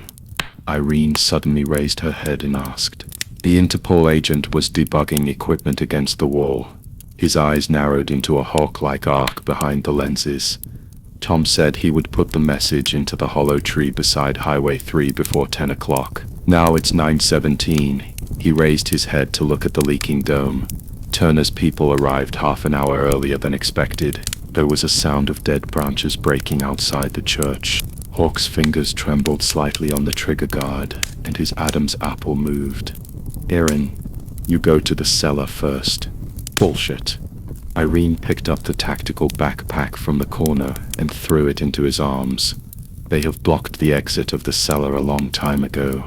She squatted beside David and ran her fingertips across the map in her notebook. "Tom said last week that Turner had planted a mine on Logging Road 17, which means they are familiar with this forest. But they don't know." Her fingernails scratched a white mark on the edge of the map. The secret passage that the Cree children used to play hide-and-seek was not even marked by the Forest Service. 3 kilometers away, Tom Smith's van was rolling over the gravel road. He stared at his blue face in the rearview mirror. In the passenger seat, Turner's subordinate Lao Hei was picking his teeth with a dagger. "Shao Tang, this is your first time running a cargo with us. Why are you so quiet?" I had an upset stomach last night. Tom pressed his stomach and tapped out Morse code on the steering wheel with his knuckles. He stuffed a note under the second partition of the refrigerated compartment, on which was written in blood, "There is an ambush 300 meters east of the logging road, and the secret passage under the north wall of the old church leads to an abandoned mine." The tip of the old black knife suddenly pressed against the back of his neck. Tom's heartbeat drowned out the roar of the engine, until the other party sneered and retracted the knife. "Why are you pretending to be a softie? Boss Turner said that we have to kill them alive today. Especially that Cree woman." Tom's palms broke out in sweat. He recalled meeting Irene by chance in a bar 3 months ago, when she was holding a beer bottle and throwing it at a drunk who was harassing an indigenous girl. Her eyes burning with the same anger as before his sister disappeared. Her last phone call said that there was a refrigerated truck parked next to the reservation post office, and the sound of its engine was like a nail hammering into her bones. Inside the old church, David's satellite phone suddenly vibrated. A short encrypted text message popped up. "East of the logging road. 3 machine guns. 2 modified pickup trucks." Irene's silver wolf head pendant suddenly slipped and rolled on the ground with a crisp sound. Hawk's pupils suddenly contracted. The sound and the dull sound of the bullet penetrating his partner's bulletproof vest before his death instantly overlapped. Make a feint to the east and attack in the west. Irene bent down to pick up the silver pendant, and the end of her hair brushed the back of Hawk's hand.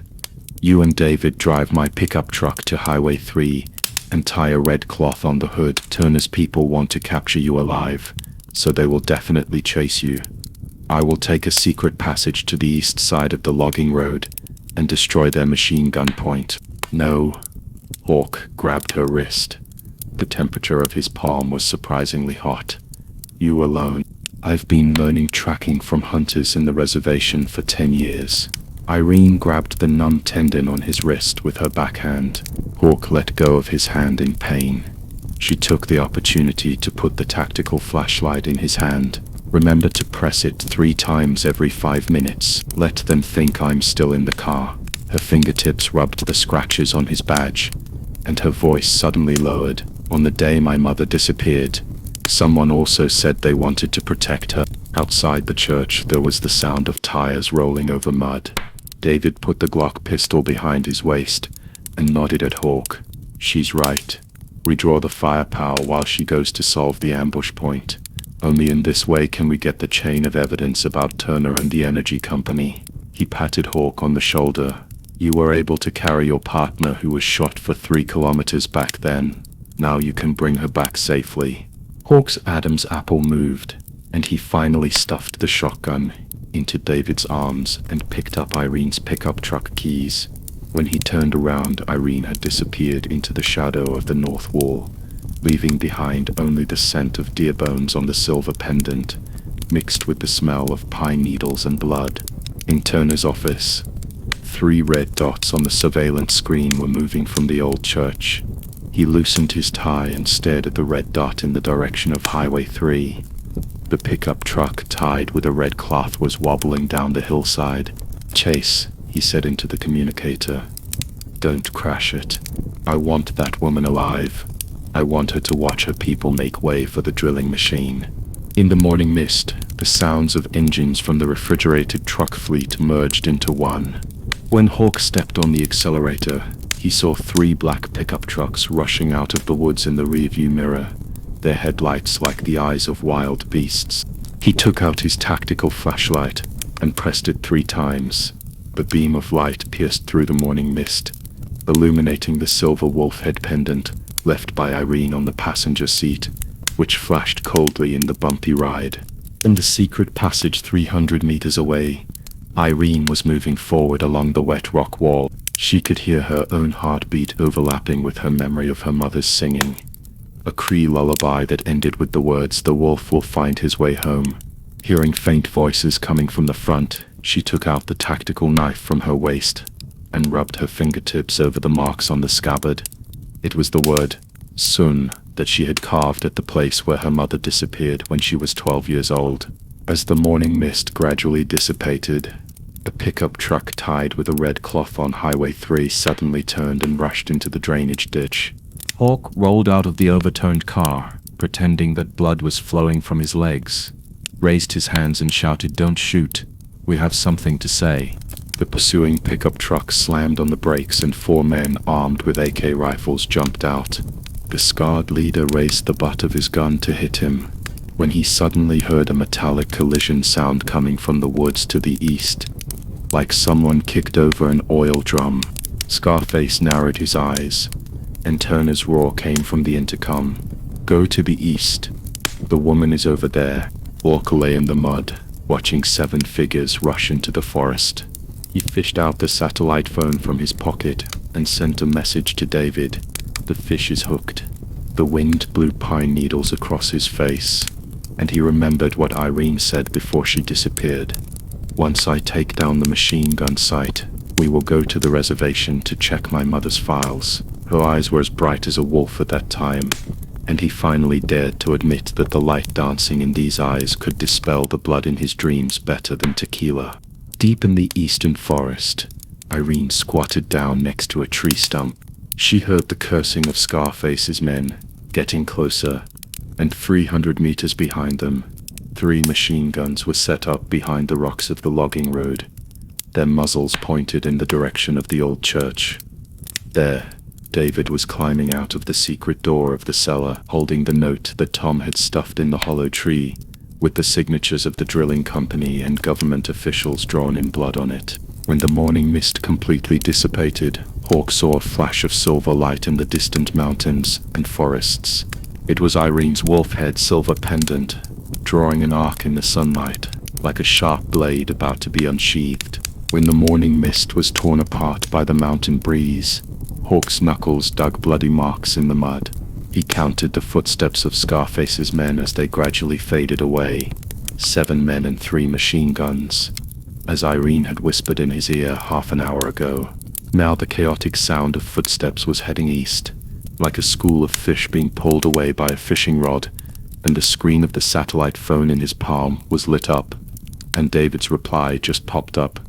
The secret door has been opened, and the note is in my arms. In the eastern woods, Irene's fingernails dug into the bark of a birch tree. She could hear the buzzing of her own tinnitus drowning out the sound of the pine trees. It was an old problem that occurred whenever she used her hearing to distinguish the sound of metallic vibrations. But at this moment 3 different engine contraction sounds were clearly embedded in the buzzing sound. An M24-9 machine gun was behind a rock in the front left, and the radiator pipe made a slight clicking sound due to the condensation of morning dew. Another PKP machine gun was under the earth slope on the right, and the silencer interface was not tightened, leaking a trace of airflow every 5 seconds. The most fatal thing was the FN mag machine gun in the middle. Its barrel was expanding due to heat and contracting, and the squeaking sound was like a rusty door hinge. This was Turner's most precious heavy firepower, specially used to block the escape route of the old church. She touched the silver wolf head pendant around her neck, which was given to her by her mother before she disappeared. The warmth of the metal against her skin reminded her of the tales told around the reservation's campfire. Wolves never pounced on their prey head-on, but instead scurried around in the shadows and bit their throats. She took off the silver pendant and swung it in an arc towards the sun. At the moment when the silver light passed through the treetops, Hawk 3 kilometers away was rising from the mud. His Glock 17 pistol was loaded, and the handle of the gun was engraved with the initials of his colleagues. He had carved them with the tip of a knife when he was quitting drinking. Pay attention to the 3 o'clock direction. When Scarface's roar rang out from the walkie-talkie, Irene had already slid along the rock to the back of the FN mag machine gun. The back of the machine gunner's neck still smelled of last night's alcohol. She used the throat-locking technique she learned from the protests to clamp down on his carotid artery. The sound of his Adam's apple rolling was clearer than the sound of the machine gun being loaded. "Don't struggle," she whispered into the man's ear. "Your boss's drilling company secretly drilled 17 black wells on the reservation and used missing persons as a cover-up. Do you think he cares about your life?" The man's pupils suddenly shrank, and just as his finger was about to pull the trigger, a gunshot suddenly rang out above his head. Hawk swooped down from the left hillside, and his bullet grazed the brim of the machine gunner's hat and nailed into the rock, startling the shooters of the other 2 machine guns and causing them to turn around in panic. Irene took the opportunity to grab the M2049 machine gun. The barrel was still cool with morning dew. The moment she pulled the trigger, her ears rang like thunder. This was the price, but it was worth it. At the entrance of the old church cellar, David was stuffing the blood-stained note into the inner layer of his tactical vest. The blood stains on the edge of the note had turned black, and he recognized it as Tom's handwriting. The truck driver who said 2 weeks ago that he was going to go to the woods to look for deer that have crossed the border, and whose body was found next to an abandoned oil well 3 days ago, with an energy company's exploration mark stuck between his ribs. Now he heard the gunshots outside, took out the Glock 19 pistol he carried with him, and blew a short whistle into the air. This was the signal agreed upon with Hawk. 3 long and 2 short, meaning evidence is at hand. The battle lasted 12 minutes. When the last machine gunner climbed out from behind the rock with his hands raised, Hawk's shoulder was oozing blood. It was grazed by a stray bullet, which was not a big deal, but it was enough to remind him of the desert chase 3 years ago, and the rookie patrolman who took a bullet for him, and whose police badge was soaked with blood in the end. He shook his head. throwing the memories into the wind. And when he turned around, he saw Irene kicking open the iron door of the wooden house, and the crying and shouting from inside poured out like a tide. "Oh my God." David's voice trembled. 15 women were crammed into the cabin, most of them wrapped in tattered blankets, with rope marks on their wrists and ankles. Irina recognized 2 of them as faces from the reservation. Matilda's daughter, who said last month that she was going to the city to find a nursing job, and the old shaman's granddaughter, who wore a turquoise necklace around her neck that was exactly the same as her mother's silver pendant. "They locked us up here to wait for the truck." A blonde woman pointed to the refrigerated truck key in the corner with trembling hands. "Every weekend at 3 a.m., a white Ford F-450 comes to pick us up. The license plate is from Montana, but Turner said it's a fake license plate. He has a list on his phone, which he cross-checked with the drilling logs of the energy company. Robert is here." A shout came from outside. The local sheriff's car broke through the tree line with sirens blaring, its lights casting red and blue spots on the pine trees. Robert was still holstering his gun when he jumped out of the car. When he saw the scene in the cabin, his face turned pale and red. "I should have believed what you said about missing people are not accidents." He turned to Hawk. "The forensic doctor and ambulance from the bureau will arrive in 10 minutes, and the evidence team has located Chatner's cell phone. That bastard just yelled on the intercom, 'I'll make you pay with blood.'" Irene squatted down to untie Matilda's daughter. The girl's wrist was swollen like a steamed bun, but she suddenly grabbed her hand. I heard Turner call and said, 3 people were trapped in the landslide at Blackwell number 7, and more people are needed. He said that the location of those wells is behind the no man's corridor boundary marker on the north side of the reservation. It uses a genealogy system as a cover, and only pure-blooded aboriginals will be— Shh! Aaron patted her back gently, and when she looked up, she was looking at Hawk. His face was covered in mud, but his eyes were as bright as a freshly cleaned gun barrel. David came over, his tactical vest pockets bulging. In addition to the note, there was also an encrypted USB drive found on the machine gunner. Turner's men said it was a transportation route map. "Go to my car." Robert pulled at his police uniform. "There's an old computer in the evidence room that can crack encryption. I'll have someone make some coffee." He glanced at his watch. "Turner's men may counterattack within 20 minutes. We have to do it before then. Look at this first." David spread the note on the hood, and the blood words glowed dark brown in the sunlight. Irene leaned closer and suddenly gasped. In the signature column at the bottom, there was a name she had seen in her mother's old diary: J. Harper, Regional Director of an energy company, and Chairman of the reservation's Bloodline Review Committee. The mountain wind blew up a piece of pine needles, which landed on the 3 words, J. Harper. Hawk reached out and pressed the note, his knuckles turning white from the force. There was a faint sound of an engine in the distance, and I couldn't tell if it was an ambulance or Turner's revenge convoy. The mountain wind blew pine needles against the hood, making a crackling sound. Irene stared at the J. Harper written on the bloody note, and her ears suddenly buzzed. That was the sound of her mother flipping through an old diary in her memory. The friction of paper pages mixed with the crackling of the kerosene lamp exploded in her temples. She subconsciously pressed her ear, her knuckles pressing against the silver feather pendant on her earlobe. That was the one her mother had put on her when she braided her hair for the last time before she disappeared. The back of the pendant was engraved with the Cree wayfinding totem. Aaron Hawk's hand covered hers, warm from the leather of the holster. His thumb tapped the pulse on her wrist gently. This was a tacit understanding they developed during their stay at the reservation. When her tinnitus attacked, he would use touch instead of sound to convey reassurance. The cuffs of his police uniform were still stained with mud from the gunfight, and in his left breast pocket was a half-crumpled pack of Camel cigarettes, which he used to chew on the filter when he suffered from post-traumatic stress disorder, PT. David had already inserted the USB drive into the old computer in Robert's car, and the sound of keyboard tapping mixed with the electrical noise of the car radio.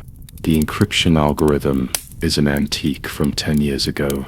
He pulled at his tactical vest, revealing a scar on his collarbone that he had sustained while chasing drug lords in Colombia 3 years ago.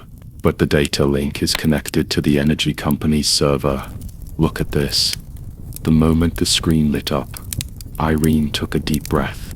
Blue dots of light flickered on the map of the US-Canada border, and each coordinate corresponded to the time of disappearance in the bloody list, and the endpoints of all the dots of light pointed to the same area, the east side of the Cree Reservation covered by pine forests, where it was marked Harper Energy Drilling Area. Harper Energy? Robert paused as he held the coffee cup in his hand. The edge of the cup left a wet mark on the dashboard. They just got a federal exploration permit last month, saying there is shale gas under the land. But the elders of the reservation, the chairman of the Presbyterian Church's Bloodline Review Committee, is Jay Harper. Irene interrupted him, her voice like ice. The faded photo tucked into my mother's diary suddenly appeared before my eyes. A man in a three-piece suit, standing behind an examination table with a stack of yellowed family trees on the table, and on the back of the photo written in pencil, "They want to erase our roots." The car radio suddenly crackled, followed by a distorted electronic voice. "Falcon calling Vulture. Falcon calling Vulture." Hawk immediately reached for the encrypted walkie-talkie at his waist, which he bought second-hand on the black market. Only they and their informant Tom used this channel. "Vulture's here. Go ahead." His thumb pressed the talk button, his knuckles turning white from the pressure. The last time Tom used this channel to contact, they rescued 3 girls who were trafficked to Mexico in the desert, and Tom's left ear was cut off by Turner's men. "The transaction has been rescheduled to 3 o'clock tomorrow morning," the electronic voice said with a murmur of electricity. "In the back warehouse of the old lumber mill. Turner wants to meet the buyer from the north." There was a 2-second pause, and suddenly there was a sound of shattering glass in the background. "Remember, his..." Communication ceased abruptly. "Tom," Hawk yelled into the intercom, but the only response he got was a shrill, busy tone. He yanked the walkie-talkie off and threw it on the passenger seat, leaving a dent on the metal casing. This was a precursor to his post-traumatic stress disorder, PTSD. The last time he found the body of a colleague in the bridge tunnel at the border, he smashed the entire glass of the guardhouse. Irene grabbed his wrist and rubbed the silver pendant against the calluses on the back of his hand. "Calm down. The sawmill is in the back mountain, 12 kilometers away from the reservation. I went there with my grandmother to pick cranberries when I was a child." Her tinnitus had not yet disappeared, but a new frequency was mixed into the sound of metal friction. It was the unique engine contraction sound of a refrigerated truck, 2 scales higher than that of an ordinary truck. Turner's team used a modified Dodge Ram with a cracked muffler. She closed her eyes. Just before the communication was interrupted, I heard 3 short and 1 long whistle sounds. It was the Cree's danger signal. Tom was alerting us. David has already pulled up the satellite map and pointed at the location of the lumber mill. This place is surrounded by mountains on 3 sides, with only one way in and out. Turner must have set up secret sentries. He took out a miniature camera from his tactical vest and said, "I will lead 2 teams to plant surveillance. Hawk, you will be responsible for cutting off the retreat. Irene, I'll go into the back warehouse." Irene pulled off her coat, revealing the coarse cloth skirt underneath. This was what she usually wore when she went to the reservation. Turner's men can recognize the police uniform, but the identity of the Aboriginal social worker. She touched the feather pendant around her neck. They will let down their guard. At 2 o'clock in the morning, mountain fog wrapped around the sawmill like wet cotton. Irene squatted behind the abandoned sawmill and heard Hawks whisper through her earmuffs. "There are 2 men with shotguns on the east wall. Don't get close." Her tinnitus started again, this time mixed with a faint metallic sound, It was refrigerated trucks, at least 3 of them, coming from the northwest. The target is approaching. David's voice came from another channel. The license plate is Montana, which is consistent with the transportation route intercepted before. Irene stared at the iron door of the rear warehouse, with a dim light leaking through the crack. She took out the bone hairpin, left by her mother.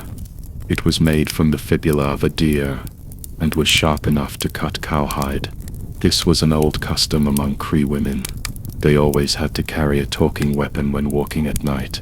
Just as she was about to stand up, there was a sudden electric sound in her earmuffs. The plan has changed. Hawk's voice was filled with noise. The satellite surveillance has been hacked, and all the cameras are playing looping video. Tom's location. He paused. Tom's location has not moved 20 minutes ago. The coordinates are the scrapyard in the west of the town. Erin's heart skipped a beat. The scrapyard. That was where they found the first Aboriginal female corpse 3 months ago. The refrigerated truck was parked among the scrapped tankers. She turned her head sharply. The engine sound from the northwest suddenly changed its pitch, and the frequency of the metal contraction sound dropped 2 degrees. It was not a Dodge Ram, but a Ford F-250. Turner's team could not change the model. "It's a trap," she yelled into her earmuffs. "The engine model is wrong." Tom might. The iron door of the rear warehouse was suddenly kicked open, and 2 men wearing masks rushed out, one of them holding a gun. Irene rolled over instinctively, and the bone hairpin cut the man's wrist. Blood splattered on her coarse cloth skirt, as red as the comments in her mother's diary. "Chase. Don't let her get away." The sound of gunfire exploded in the mountain fog. Irene ran along the wreckage of the sawmill. Besides the ringing in her ears, she could also hear the sound of footsteps getting closer and closer. She fished out her cell phone and pressed the emergency button. The moment the screen lit up, a new text message popped up. It was from Tom's number, sent half an hour ago. "Old refinery. 2 o'clock, don't trust them up." The mountain wind suddenly changed direction and blew away the fog. Irene looked up and saw through the treetops that the southeast sky was glowing an unnatural red. That was the torch at the Harper Energy drilling area, burning natural gas day and night. In the red light, several car lights can be vaguely seen moving towards the refinery, and the engine sound is the familiar 3 short and 1 long. She stopped suddenly and looked down at the photo in her mother's diary. In J. Harper's suit pocket was a silver badge, exactly the same as the one on the refinery fence, the corporate logo of Harper Energy. The footsteps behind me were getting closer. Irene took out the feather pendant and used her fingernails to scratch open the secret compartment on the back. Inside was half a yellowed family tree. It was given to her by the fire the night before her mother disappeared, and there were still burn marks on the edges. In the family tree, in the 4th generation branch of the Cavos family, there is a name circled in red, Mary Harper. The gunshot rang out again, brushing past her ear and hitting the tree trunk. Irene turned and rushed into the fog, running towards the refinery. In addition to the tinnitus in my ears, there was an increasingly clear sound of metal contraction. That was Turner's refrigerated truck, carrying new cargo towards the drilling area of Harper Energy, towards the ghost drilling location that had been circled repeatedly in my mother's diary. In the junkyard west of town, Tom Smith's cell phone was still on, with the screen frozen on the last message sent. His right hand was nailed to the scrap steering wheel, the nail piercing his palm, and blood dripped down the spokes onto the Harper Energy logo. At his feet, there was half a scattered photo. The photo showed J. Harper 20 years ago, holding a little girl in traditional Cree costume in his arms. The silver feather pendant was worn around the little girl's neck. The mist wrapped around Irene's ankles like cotton wool soaked in lead. She squatted down next to the rusty barbed wire of the refinery, and the frequency of the metal contraction sound in her ears suddenly increased. It was Turner's refrigerated truck changing gears, only 300 meters away, pressing her knuckles against her lips to suppress her gasp. She fished out her cell phone, and Hawk's missed call popped up in a sea of red dots on the screen. Earring, Hawk's hoarse voice came from the communicator, mixed with the roar of the truck engine. I'm at the abandoned gas station. Turner's GPS signal has disappeared. He changed his route. Erin dug her nails into her palms, her ears ringing like a swarm of bees. He went to the ghost drilling area. She looked at the car lights that flickered in the fog, and suddenly stopped. Wait, the patrol team's marking lights. 2 blue and red halos of light split the fog curtain, and the border patrol vehicle that was supposed to be set up at a checkpoint 30 kilometers away was now lying diagonally in front of the refrigerated truck. The person in the driver's seat rolled down the window, and Irene could see the police badge through the fog.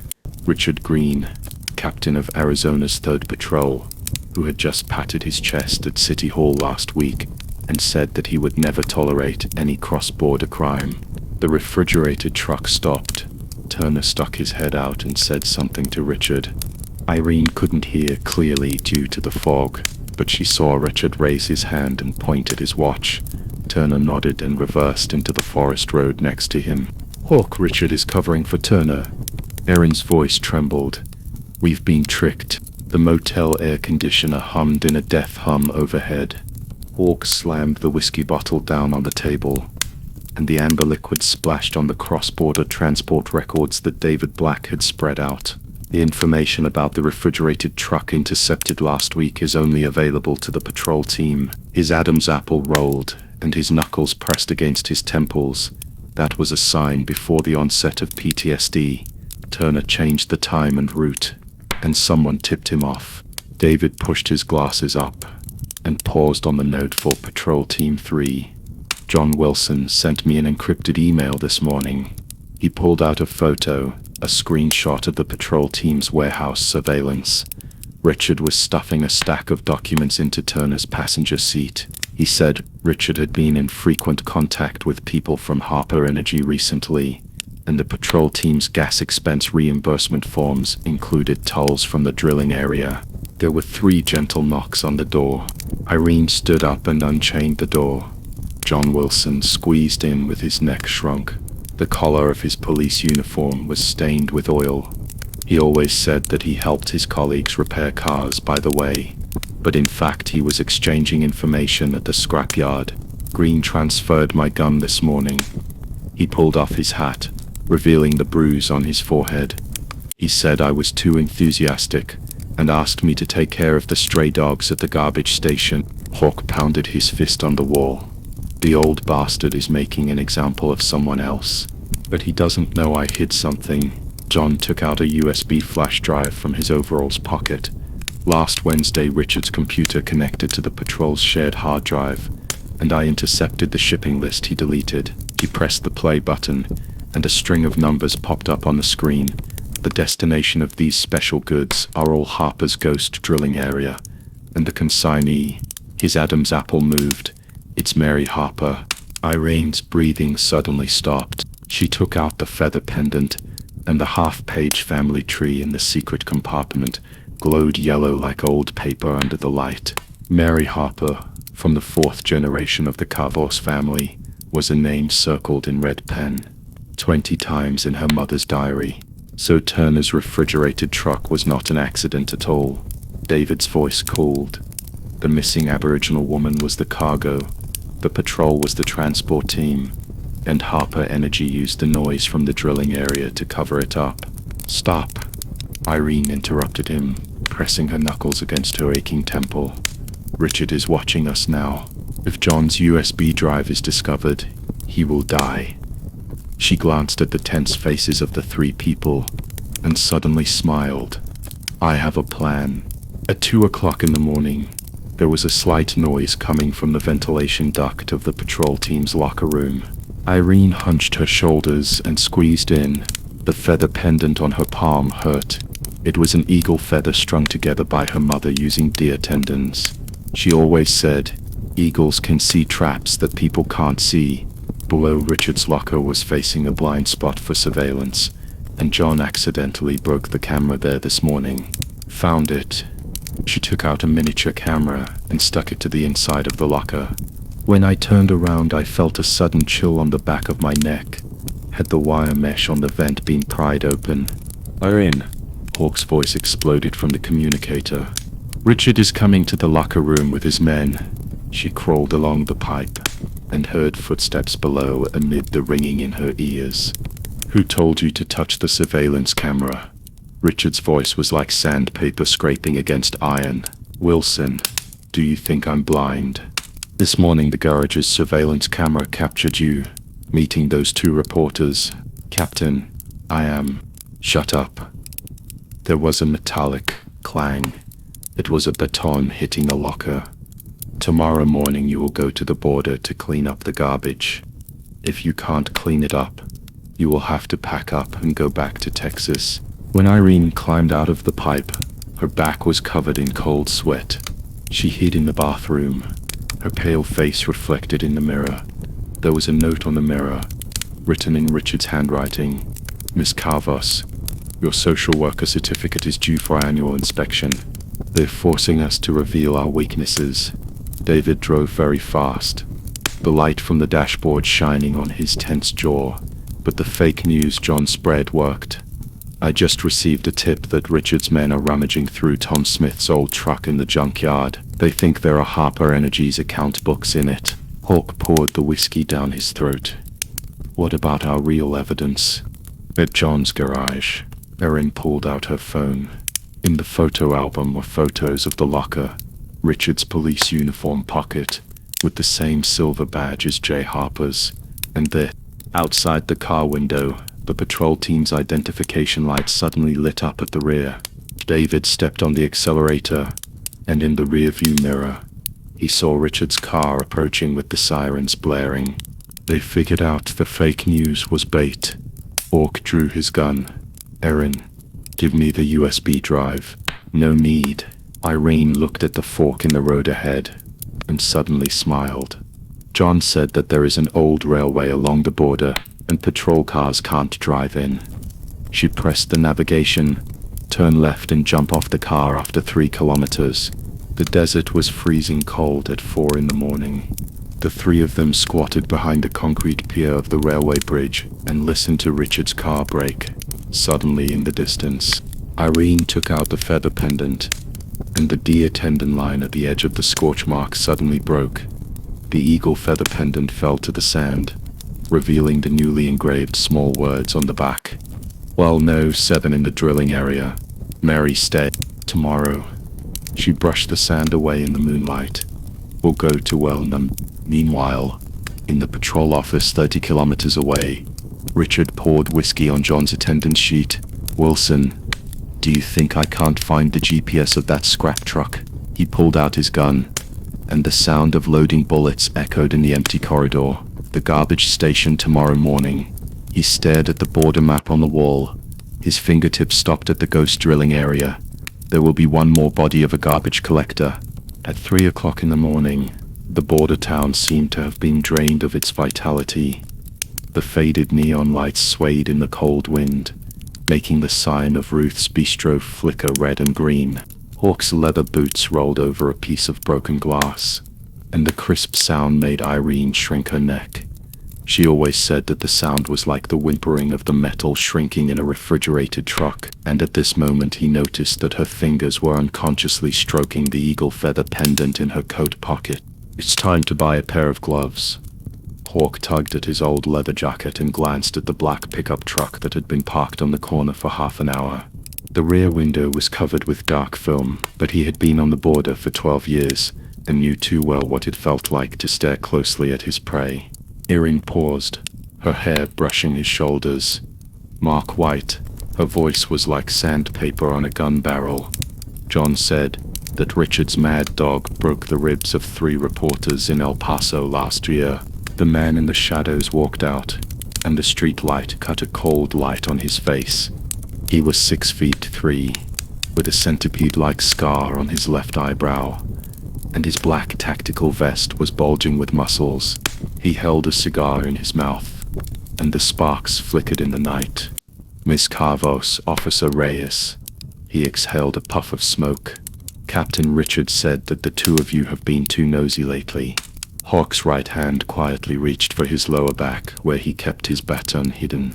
3 months ago, when he was chasing drug dealers in the desert, his service gun was taken away by Richard on the grounds of illegal use. This iron rod removed from the scrapped police car has become his only support now. Is it trivial? Irene took a half step forward, her boot heels knocking against the concrete floor. The stench of corpses I smelled in the refrigerated truck last month is also trivial. Mary Kavas's name is engraved on the eagle feathers. Is that a trivial matter? Her voice suddenly rose, like a she-wolf whose tail was stepped on. There was malice in Mark's smile. That old woman should have rotted in the drilling area long ago. He suddenly attacked, swinging his strong arm towards Irene's neck. Hawk's pupils suddenly shrank. The traffickers did the same thing when they rescued the trafficked girl in Louis 12 years ago. The baton popped out of its metal body with a click sound, and Hawk spun around to block Irene, using his forearm to block the elbow strike. The severe pain ran along the bones to his temple. He gritted his teeth and did not retreat a single step. He turned around and hit Mark's knee with the head of the stick. The other party staggered in pain, but took advantage of the situation to grab his wrist and slammed into the trash can next to him. The sound of the iron sheet and bone hitting each other scared away several night owls. Hawk's back hit the edge of the trash can and he heard the muffled sound of his ribs. Hawk. Irene's scream mixed with the sound of tires rubbing. She picked up a shared bicycle from the roadside, the chain glowing coldly under the streetlight, and swung it towards the back of Mark's neck. The man turned and swung his fist. The chain brushed his ear and hit the wall. The broken wire cut the back of Irene's hand. Blood dripped from between fingers onto the ground, like a string of dark red punctuation marks. Hawk's temples were throbbing, and his memory suddenly flashed back to that rainy night. He held up the walkie-talkie and shouted, "Back up, we'll be here in 5 minutes." But his colleague's patrol car turned upside down in the mud. At this moment, Mark's panting overlapped with the electrical noise in the walkie-talkie, and his right hand trembled uncontrollably until Irene's blood dripped onto the back of his hand. "Look at me." Irene's voice suddenly became very low, with the calmness of an old Cree grandmother singing a blessing song. She pulled the scarf off with her good hand and pressed it against the back of his shaking hand. "You are not alone." Hawk's breathing suddenly steadied. He stared at the keychain dangling from Mark's waist. There was a silver whistle hanging on it, which was used for training border collies and emitted high-frequency sounds that humans could not hear. He bent down, picked up the broken glass on the ground, and smashed it at the whistle with his backhand. A sharp buzzing sound exploded in Mark's ears. He instinctively covered his ears and staggered towards the newsstand next to him. Hawk took the opportunity to pounce on him, clamping his baton around his throat and pressing his knee against his back. "Do you know why border wolves never hunt in rainstorms?" His voice was like sandpaper grinding against a gun barrel. "Because they know that heavy rain will drown out the screams of their prey." Mark's face turned purple, and the whistle fell to the ground and was still buzzing. Irene picked up the phone he had dropped and quickly flipped through the call logs. The last call was to Richard, and the time showed 3 minutes ago. She tore off her scarf and tied Mark's hands behind his back to the iron rack of the newsstand. The blood formed a strange flower on the scarf. "Tell Richard." Hawk pulled the cigar out of Mark's mouth and pressed it on his arm. The smell of burning mixed with the smell of blood spread. "Next time you send a dog, remember to put a stronger collar on it." The lights in the patrol office were still on at 4 in the morning. Richard's knuckles turned white as he held Mark's SOS text. The bottom of the whiskey glass hit the map of the ghost drilling zone heavily, and the friction between glass and paper made a teeth-grinding sound. He opened the drawer and found 7 forged missing persons files neatly arranged inside. In the photo on the top one, Hawk was wearing a police uniform and smiling with his colleagues. He had taken the photo himself, 1 hour before his colleague's body was dragged out of the car rollover scene. "It's time to change Wilson's attendance sheet," he murmured to the air, his fingertips running across the tiny camera in the drawer. As for Reyes and Carvos, he loosened his tie, revealing the hideous old scar on his neck. It was inflicted by indigenous protesters in the drilling area 12 years ago. We need to let them know that some secrets should be buried forever in the desert. Irene squatted in front of the newsstand, picking up scattered newspapers, and the morning breeze blew her hair in front of her forehead. The front page headline was missing at the border, Indigenous Women's Survival Crisis, and the reporter's name was Linda Thompson. She took out her cell phone and saw a missed call on the screen with the note, Linda Border Watch. The eagle feather pendant in her pocket poked at her thigh, and the 3 words, Well No 7, that Mary had carved suddenly became hot. She folded the newspaper and stuffed it into her bag, and when she looked up she saw Hawk messaging John. The blue light of the screen reflected the dark circles under his eyes, but it couldn't hide the light in them. Tomorrow, she said to the wind, her voice as light as a feather. It's time to let more people see the secrets of the desert. The morning fog in Arizona had not yet dissipated when Irene parked her car in the alley behind the Cactus Cafe in the old town. She touched the eagle feather pendant in her pocket. The metal edge hurt her thigh. The 3 words, Well No 7, that Mary had carved with her fingernails glowed coldly under the lamp last night, as if they were going to burn a hole in the fabric. The cafe's doorbell squeaked harshly as she pushed the door. Linda Thompson was already sitting in the innermost booth, her black notebook open next to her coffee cup and her pen cap between her teeth. This reporter, who is famous for exposing the dark side of the Border Patrol, was not wearing a professional suit today. Instead, he wore a faded denim jacket and a plaid shirt, looking more like a college student out for field research. Miss Carvos. Linda looked up, her eyes behind her glasses shining like searchlights. You are stronger than in the photo. Irene pulled up a chair opposite her and sat down. She frowned at the sound of the metal legs scraping against the ground. It was the metal contraction sound that Hawk said when the engine of an old refrigerated truck started, so sharp that it could pierce the eardrum. She rubbed her ears, pulled out a stack of documents from her canvas bag and slapped them on the table, strong enough to push a corrupt policeman's head into the desert. She opened the cover of the document. On top were the photos Hawk had taken from Richard's drawer. 7 fake missing files, Wilson's attendance sheet with newly cut edges, and in the ID photo on the top one, Hawk's police badge gleamed coldly in the sun. This was taken in the patrol captain's office last week. Linda's pen scratched on the paper, and she suddenly stopped. Who took the photo? An old patrolman who has been gnawed by guilt for 10 years. Irene recalled the way Hawk made coffee in the kitchen this morning.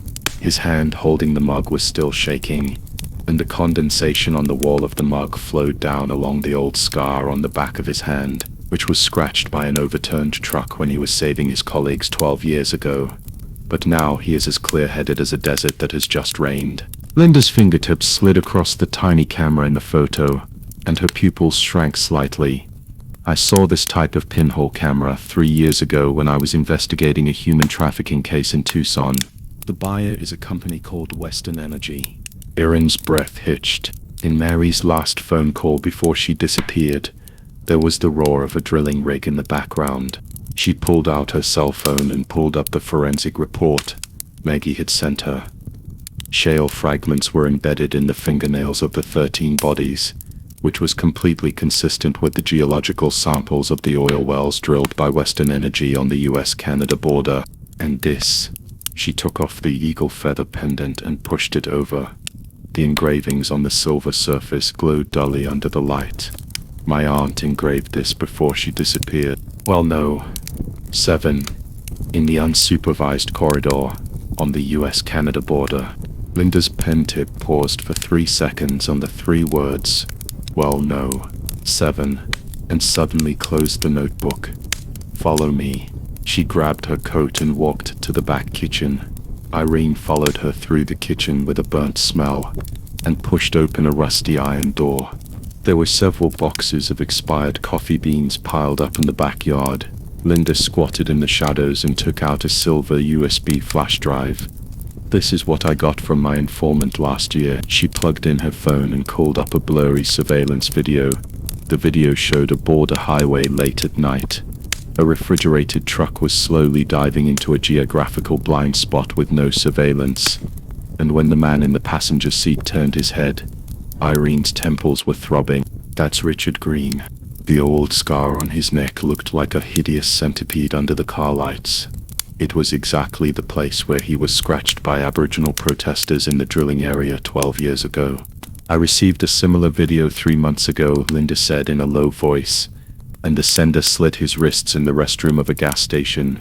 There was no murder weapon at the scene, and there was a note in the wallet saying, "They can turn living people into files." A chill ran down the back of Erin's neck. She remembered what Hawk had said about the missing files in Richard's drawer, and each death certificate was stamped with accident or suicide.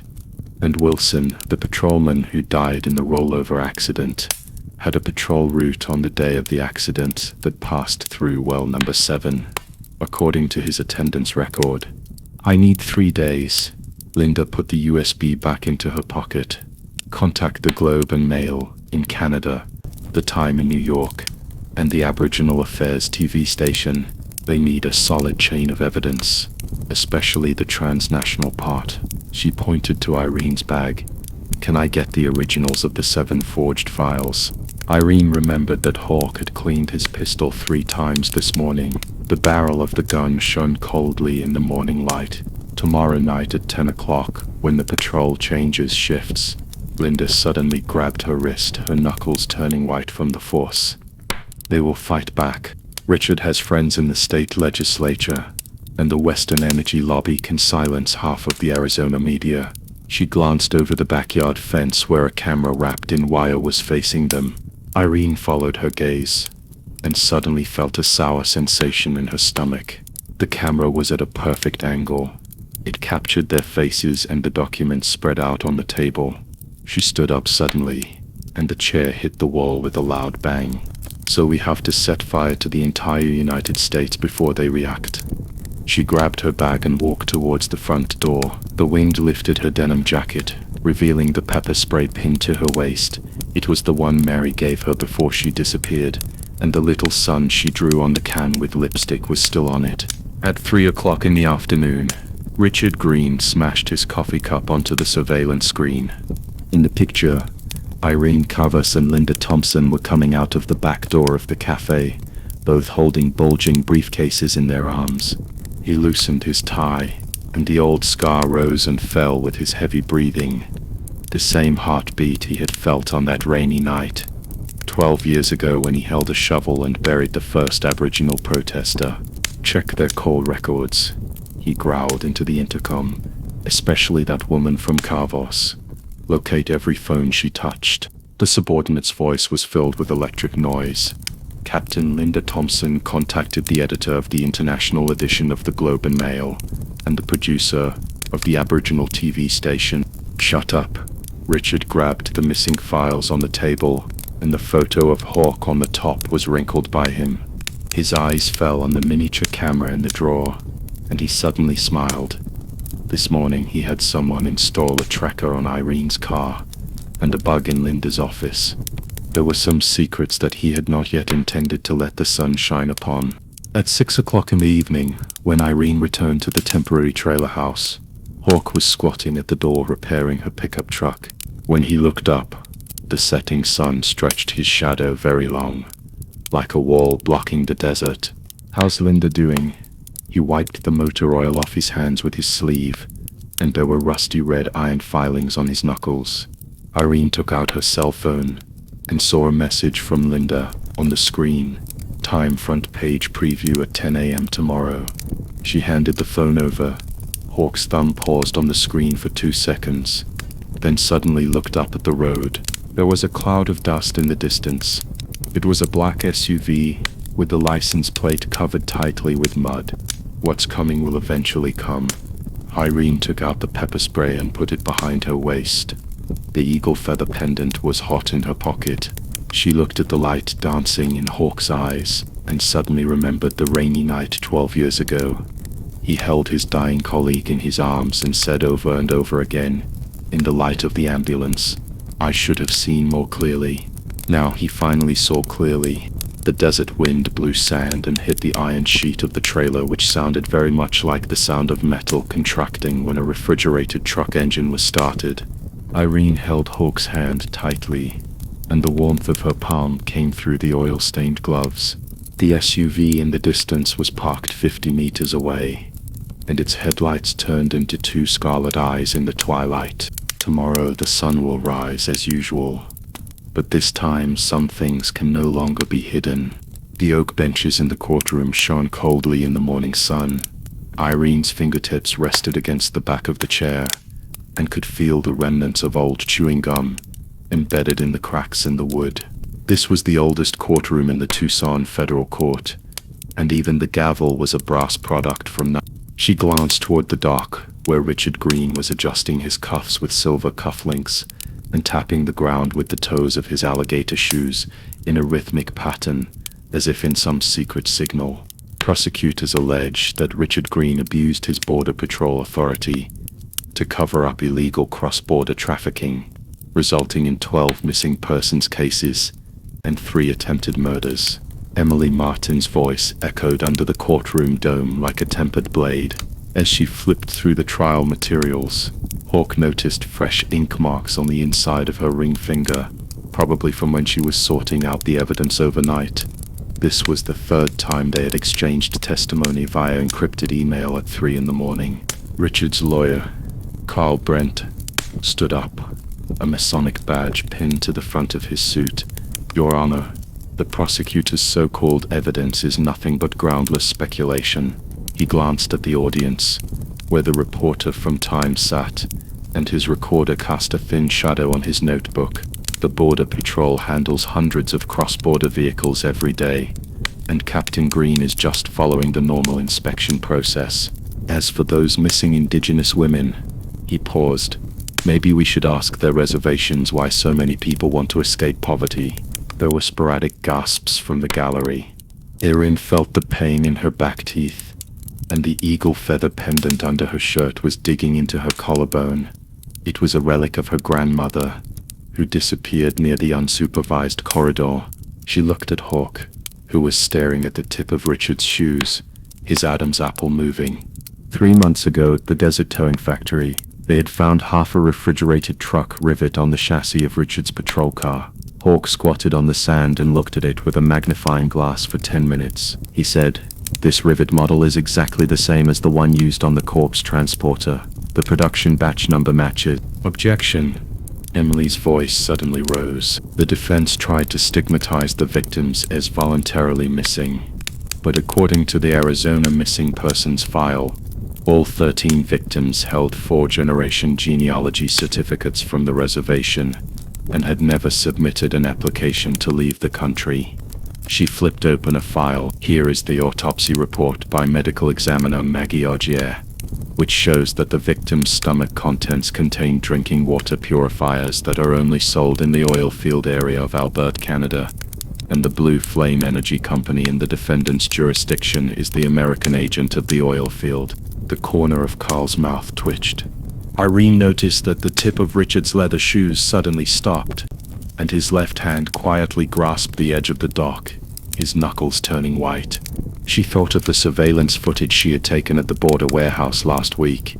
At 2 in the morning, Richard's patrol car had opened the fence for an unlicensed refrigerated truck, and the engine sound of that truck. She closed her eyes, and the sound of metal contraction exploded on her eardrums, like high-pressure steam pushing open a rusty valve, a noise unique to the Kodiak refrigerated truck, produced into. She listened to it outside the morgue for a full 7 hours, and even her tinnitus became worse.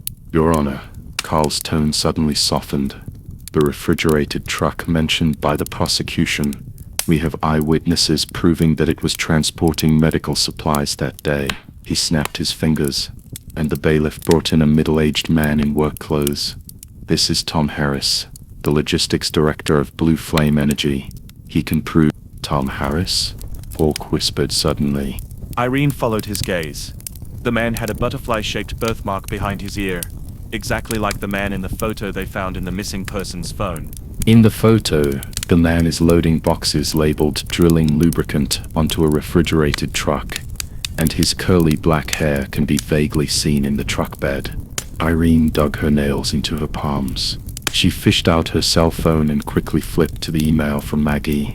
The lubricant composition test report has been released, and it is completely consistent with the residual particles in the victim's lungs. She gently touched Emily's arm and wrote on the note, "Logistics manager, drilling lubricants, refrigerated trucks." Emily glanced at it and her eyes lit up. Mr. Harris, Emily walked to the witness stand. You said the refrigerated truck was transporting medical supplies that day. What kind of medicines were they? Harris's Adam's apple rolled. It's antibiotics for the reservation clinic. Antibiotics need to be refrigerated at -18 degrees. Emily held up Maggie's autopsy report, and according to the cold chain transportation records, the temperature of the truck was set at -20 degrees, which is consistent with the standard for storing human tissue. She turned to the judge. More importantly, Blue Flame Energy had no record of delivering antibiotics to any medical institution that day. Instead, there was an expensive unconventional waste disposal, which was exactly 3 times the freight of the refrigerated truck. There was a buzz of discussion in the courtroom. Carl stood up suddenly. "This is a leading question to the witness. The objection is invalid." The judge banged the gavel. "Continue." Irene watched as Richard's face turned from red to gray. His right hand quietly reached into the inside pocket of his suit. She recognized the movement. He took out a gun and threatened the informant in the parking lot last week, but was kicked over by Hawk. But today, he took out a handkerchief and wiped the sweat from his forehead. "One last question, Captain Green." Emily's voice was like a taut bowstring. "Why did all the surveillance equipment in your area malfunction when 13 disappearances occurred?" And the signature on the breakdown repair sheet. She pulled up a scanned copy. Was signed with the same pen as the signature on the patrol log you forged 3 years ago. Richard's pupils contracted violently. Hawk saw his shoulders shaking, like the colleague who was shot in the desert that year. His uniform soaked with blood, but he was still saying, "I'm fine." But this time, no one could cover up his lie. This court believes that the chain of evidence provided by the prosecution has prima facie evidence. The judge took off his glasses. Richard Green is restricted from leaving the country, effective immediately, and his bail is set at $2 million. When the bailiff came forward to handcuff Richard, he suddenly looked up at the reporters in the gallery. Irene followed his gaze and saw a faint smile at the corner of his mouth, like a poisonous snake spitting out its tongue. "See you tomorrow," he said silently in the direction of the reporter. The evening wind swirled the sycamore leaves outside the court. Hawk leaned against the police car and smoked, the light of the match illuminating the dark circles under his eyes. Irene walked over and handed him the thermos bucket. It contained the venison stew that Maggie had sent, still hot. That smile he just had. Hawk pressed the cigarette against the fire hydrant, sparks splashing into the gutter. "Reminds me of the drug lord who laughed like that when he was arrested 12 years ago," and the witness sank into the canal the next day. Irene took out the eagle feather pendant, and the metal felt hot in her palm. She looked at the flagpole on the roof of the courthouse. The national flag fluttered in the wind, obscuring Richard's face as he was put into the police car. But she knew that the engine sound of the police car contained the same metallic contraction sound as that of the refrigerated truck. Some things, even if temporarily locked, would continue to roar in the dark night. "He won't give up," she said, her voice torn to pieces by the wind. Hawk tightened the lid of the thermos, the rusty red iron filings on his knuckles glistening in the setting sun. In the distance, a black SUV drove slowly by, its license plate covered tightly with mud, exactly the same as the one in the desert 3 days ago. The moment the wind stopped, Irene heard the sound of the refrigerated truck engine starting. It came from a very far distance, like fate knocking on the door. The court's visiting room was filled with the pungent smell of disinfectant. Richard Green sat in a plastic chair, the silver cuffs on his wrists making a small click. He stared at the grey-blue sky outside the iron window, and his Adam's apple moved. The mint candy that prison guard old Tom had just handed him was still under his tongue, with a familiar taste of rust.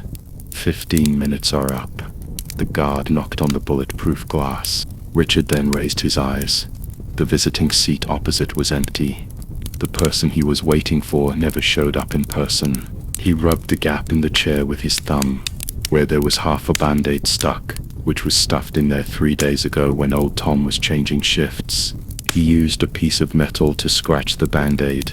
Inside was a piece of paper with a string of garbled characters on it. He pressed the tip of his tongue against his back teeth. It was Morse code that only his confidants could understand. The hawk is pecking. It's time to clip its wings. At 10 o'clock that evening, Hawk's phone was vibrating hot in the bar. He stared at the unknown number prompt on the screen, and his Adam's apple moved. Since his wife had a car accident 3 years ago, he had never saved any unfamiliar calls. The ice beer was swirling in the cup to produce foam. When he answered the phone, he first felt a stinging sound of electricity in his ears, as if someone was scratching his eardrum with a steel needle. Officer Reyes. The voice sounded like it had been polished with sandpaper, but it instantly gave Hawk goosebumps on the back of his neck. He stood up suddenly, and the chair made a harsh sound on the ground, and the drinkers turned their heads. "Remember Taylor, the rookie who rushed into the canal to chase the drug dealers?"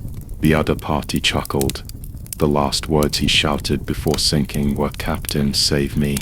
Hawk's fingers dug into his palms. The rainstorm 12 years ago suddenly poured into his eardrums. Lighting split the night sky. Taylor's police badge flashed one last time on the water, and he was standing on the shore with a gun in his hand, thinking it was a bait for drug dealers. "You're in fucking jail. Prison." The other person's laughter was mixed with the smell of rust. "Do you know why old Tom always stays in my cell for 5 minutes longer? Do you know who added half a bottle of whiskey to the sugar bowl for your coffee this morning?" The sound of electricity suddenly exploded. "I advise you to stop with that Indian woman. Otherwise the next one to sink into the canal may be the remains of her sister. I heard she has been looking for it for 20 years, right?" As the phone hung up, Hawk heard Irene's voice coming from behind him. "Is it him?" She had stood at the door of the bar at some point, the hem of her denim jacket wet with rain and an eagle feather pendant dangling around her neck. Hawk handed her the phone, with the call log still on the screen. Irene pressed the redial button, and the prompt tone was, "The user you dialed is powered off." She took out her cell phone and played the photo of the black SUV she had taken in the desert 3 days ago. There was a scratch the size of a fingernail, where the license plate was covered in mud, and the frequency of the scratch matched the electrical noise on the phone just now inexplicably. "He's testing our bottom line." Irene put the phone in her pocket, and her voice was like a piece of ice-hardened iron. The TV in the bar was broadcasting the evening news. On the screen was the patrol headquarters building, and John Wilson's figure flashed by. He was walking towards the monitoring room with a stack of documents in his arms, his police hat pulled low, and the shadow of the brim covered his eyes. At the same time, in the monitoring room in the patrol team's basement, sweat broke out on John's forehead. He stared at the date bar on the computer screen. March 17th. The mouse cursor hovered over the export button, and the blood vessels on the back of his hand throbbed.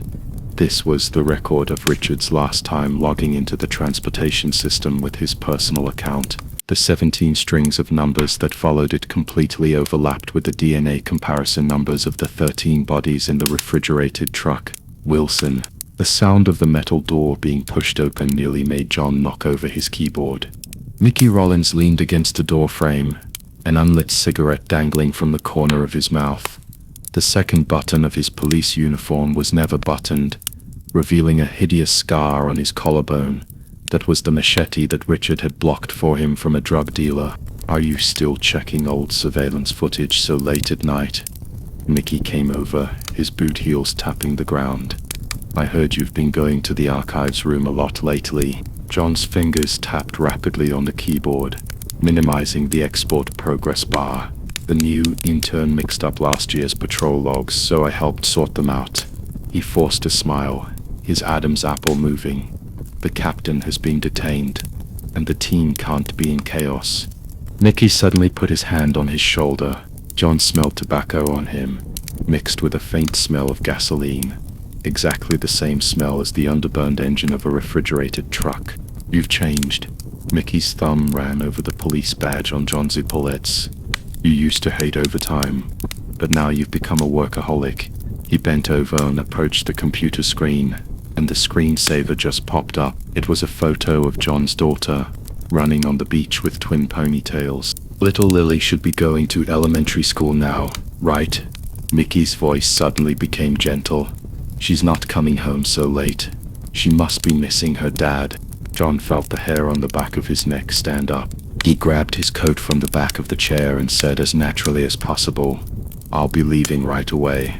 As he passed by Mickey, his hand brushed against his pocket, which contained the newly copied USB flash drive, still warm from his body temperature. At 1 in the morning, Irene's apartment was filled with the aroma of cold venison stew.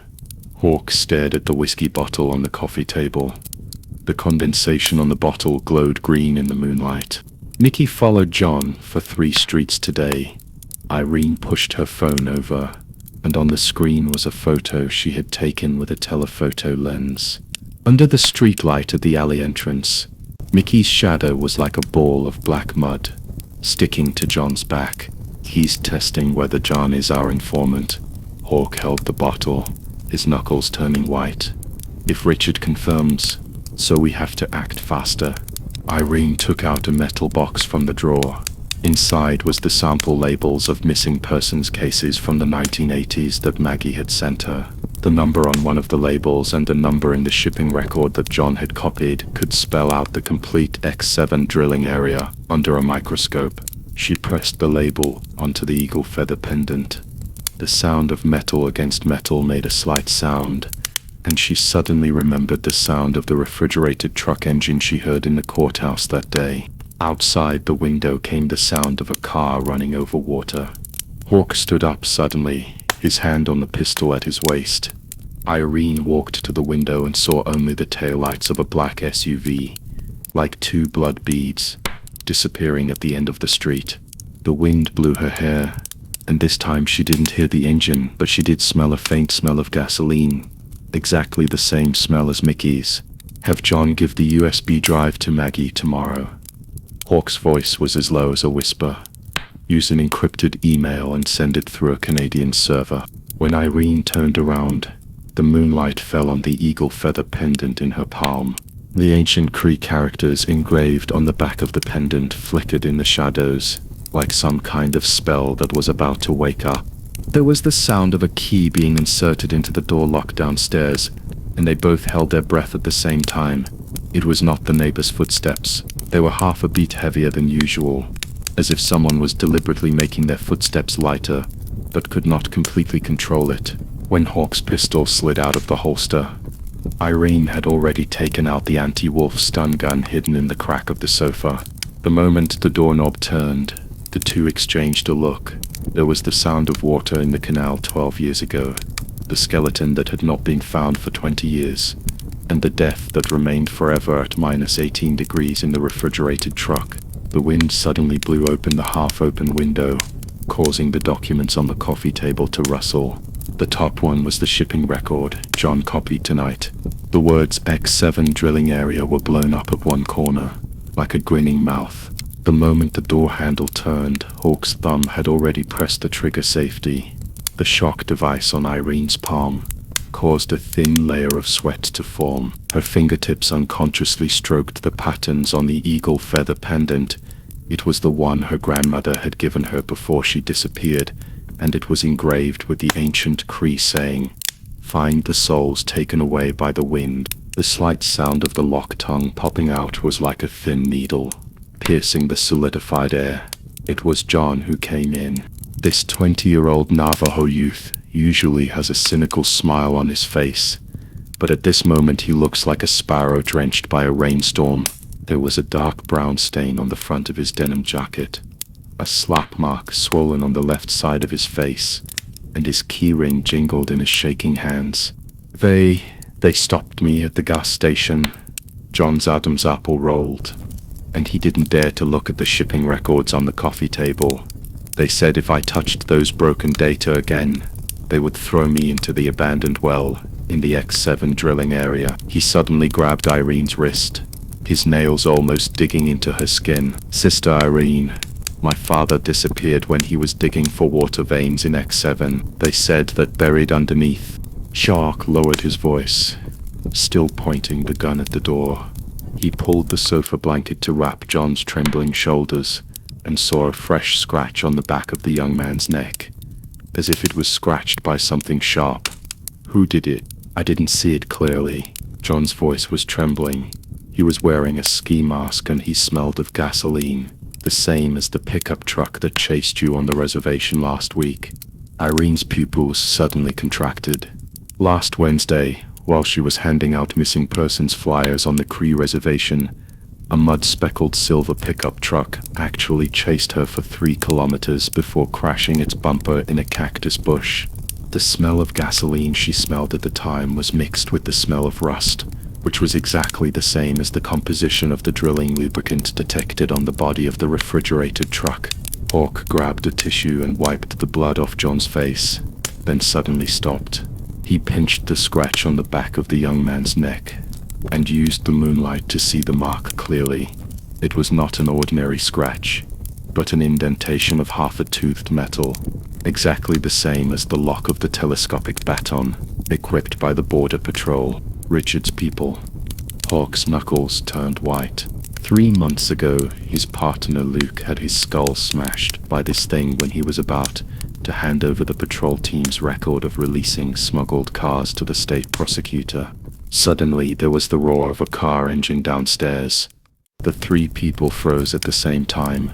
The sound was like a dormant beast. It circled around the apartment building twice, and then slowly drove away. Irene took out her cell phone and a missed call from Maggie popped up on the screen. She called back, and the medical examiner's voice was colder than usual. I just checked the transportation records John copied, and the dispatch time of the refrigerated trucks in the X7 drilling area completely overlaps with the disappearance of Indigenous women in Canada in the past 3 years. Pause for 2 seconds. Also, the surveillance in my laboratory was hacked last night. Hawk pulled the shipping record off the coffee table. The 3 letters X7 glowed coldly in the moonlight. He thought of the abandoned drilling platform found in the desert last week. Under the rusty pipe was half a piece of bloody rag, which was consistent with the clothing fibers found on the body of the refrigerated truck. At that time, he used satellite positioning to mark the location, but the next day the area was designated as a military-restricted area, and even the patrol drones could not fly in. They are silencing people. Erin pressed the eagle feather pendant to her chest.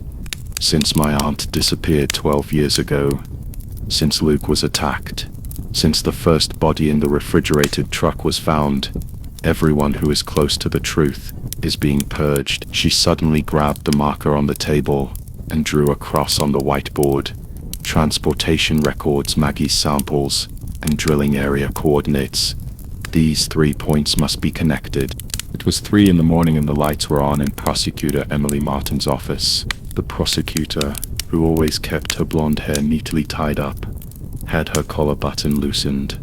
In front of her were copies of the patrol log compiled by Hawk, missing persons files collected by Irene, and the DNA comparison report sent by Maggie. If we submit it directly to the grand jury, there are 3 gaps in the chain of evidence.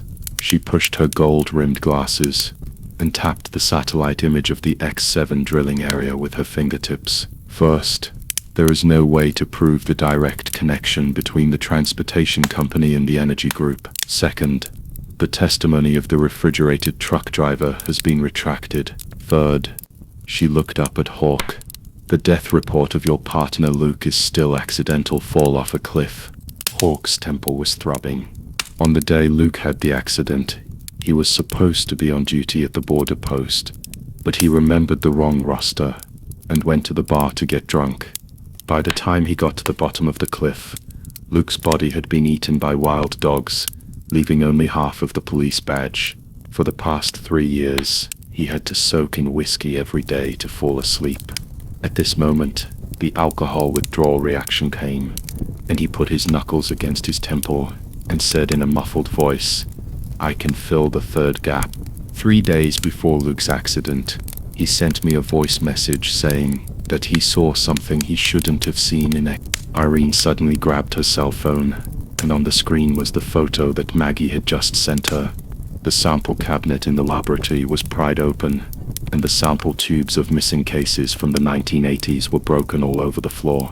In the corner of the photo, there is half a hand wearing a black leather glove, with a scar between the wrists, which matches the location of the wound left when Richard scratched himself at the hearing last week. They can't wait. Emily locked all the documents in the safe. Tomorrow morning at 10 o'clock, I will contact the investigative reporter of the Arizona Chronicle and release the report that coincides with the timeline of the disappearance case and the drilling area. Public pressure can force the FBI to intervene. If they continue to cover up the case, they will have to slap the federal government in the face as well. Hawk took out his cigarette case and put it down again. He remembered what Luke had said before the accident. "Old Ho, do you know why the border is called bloody?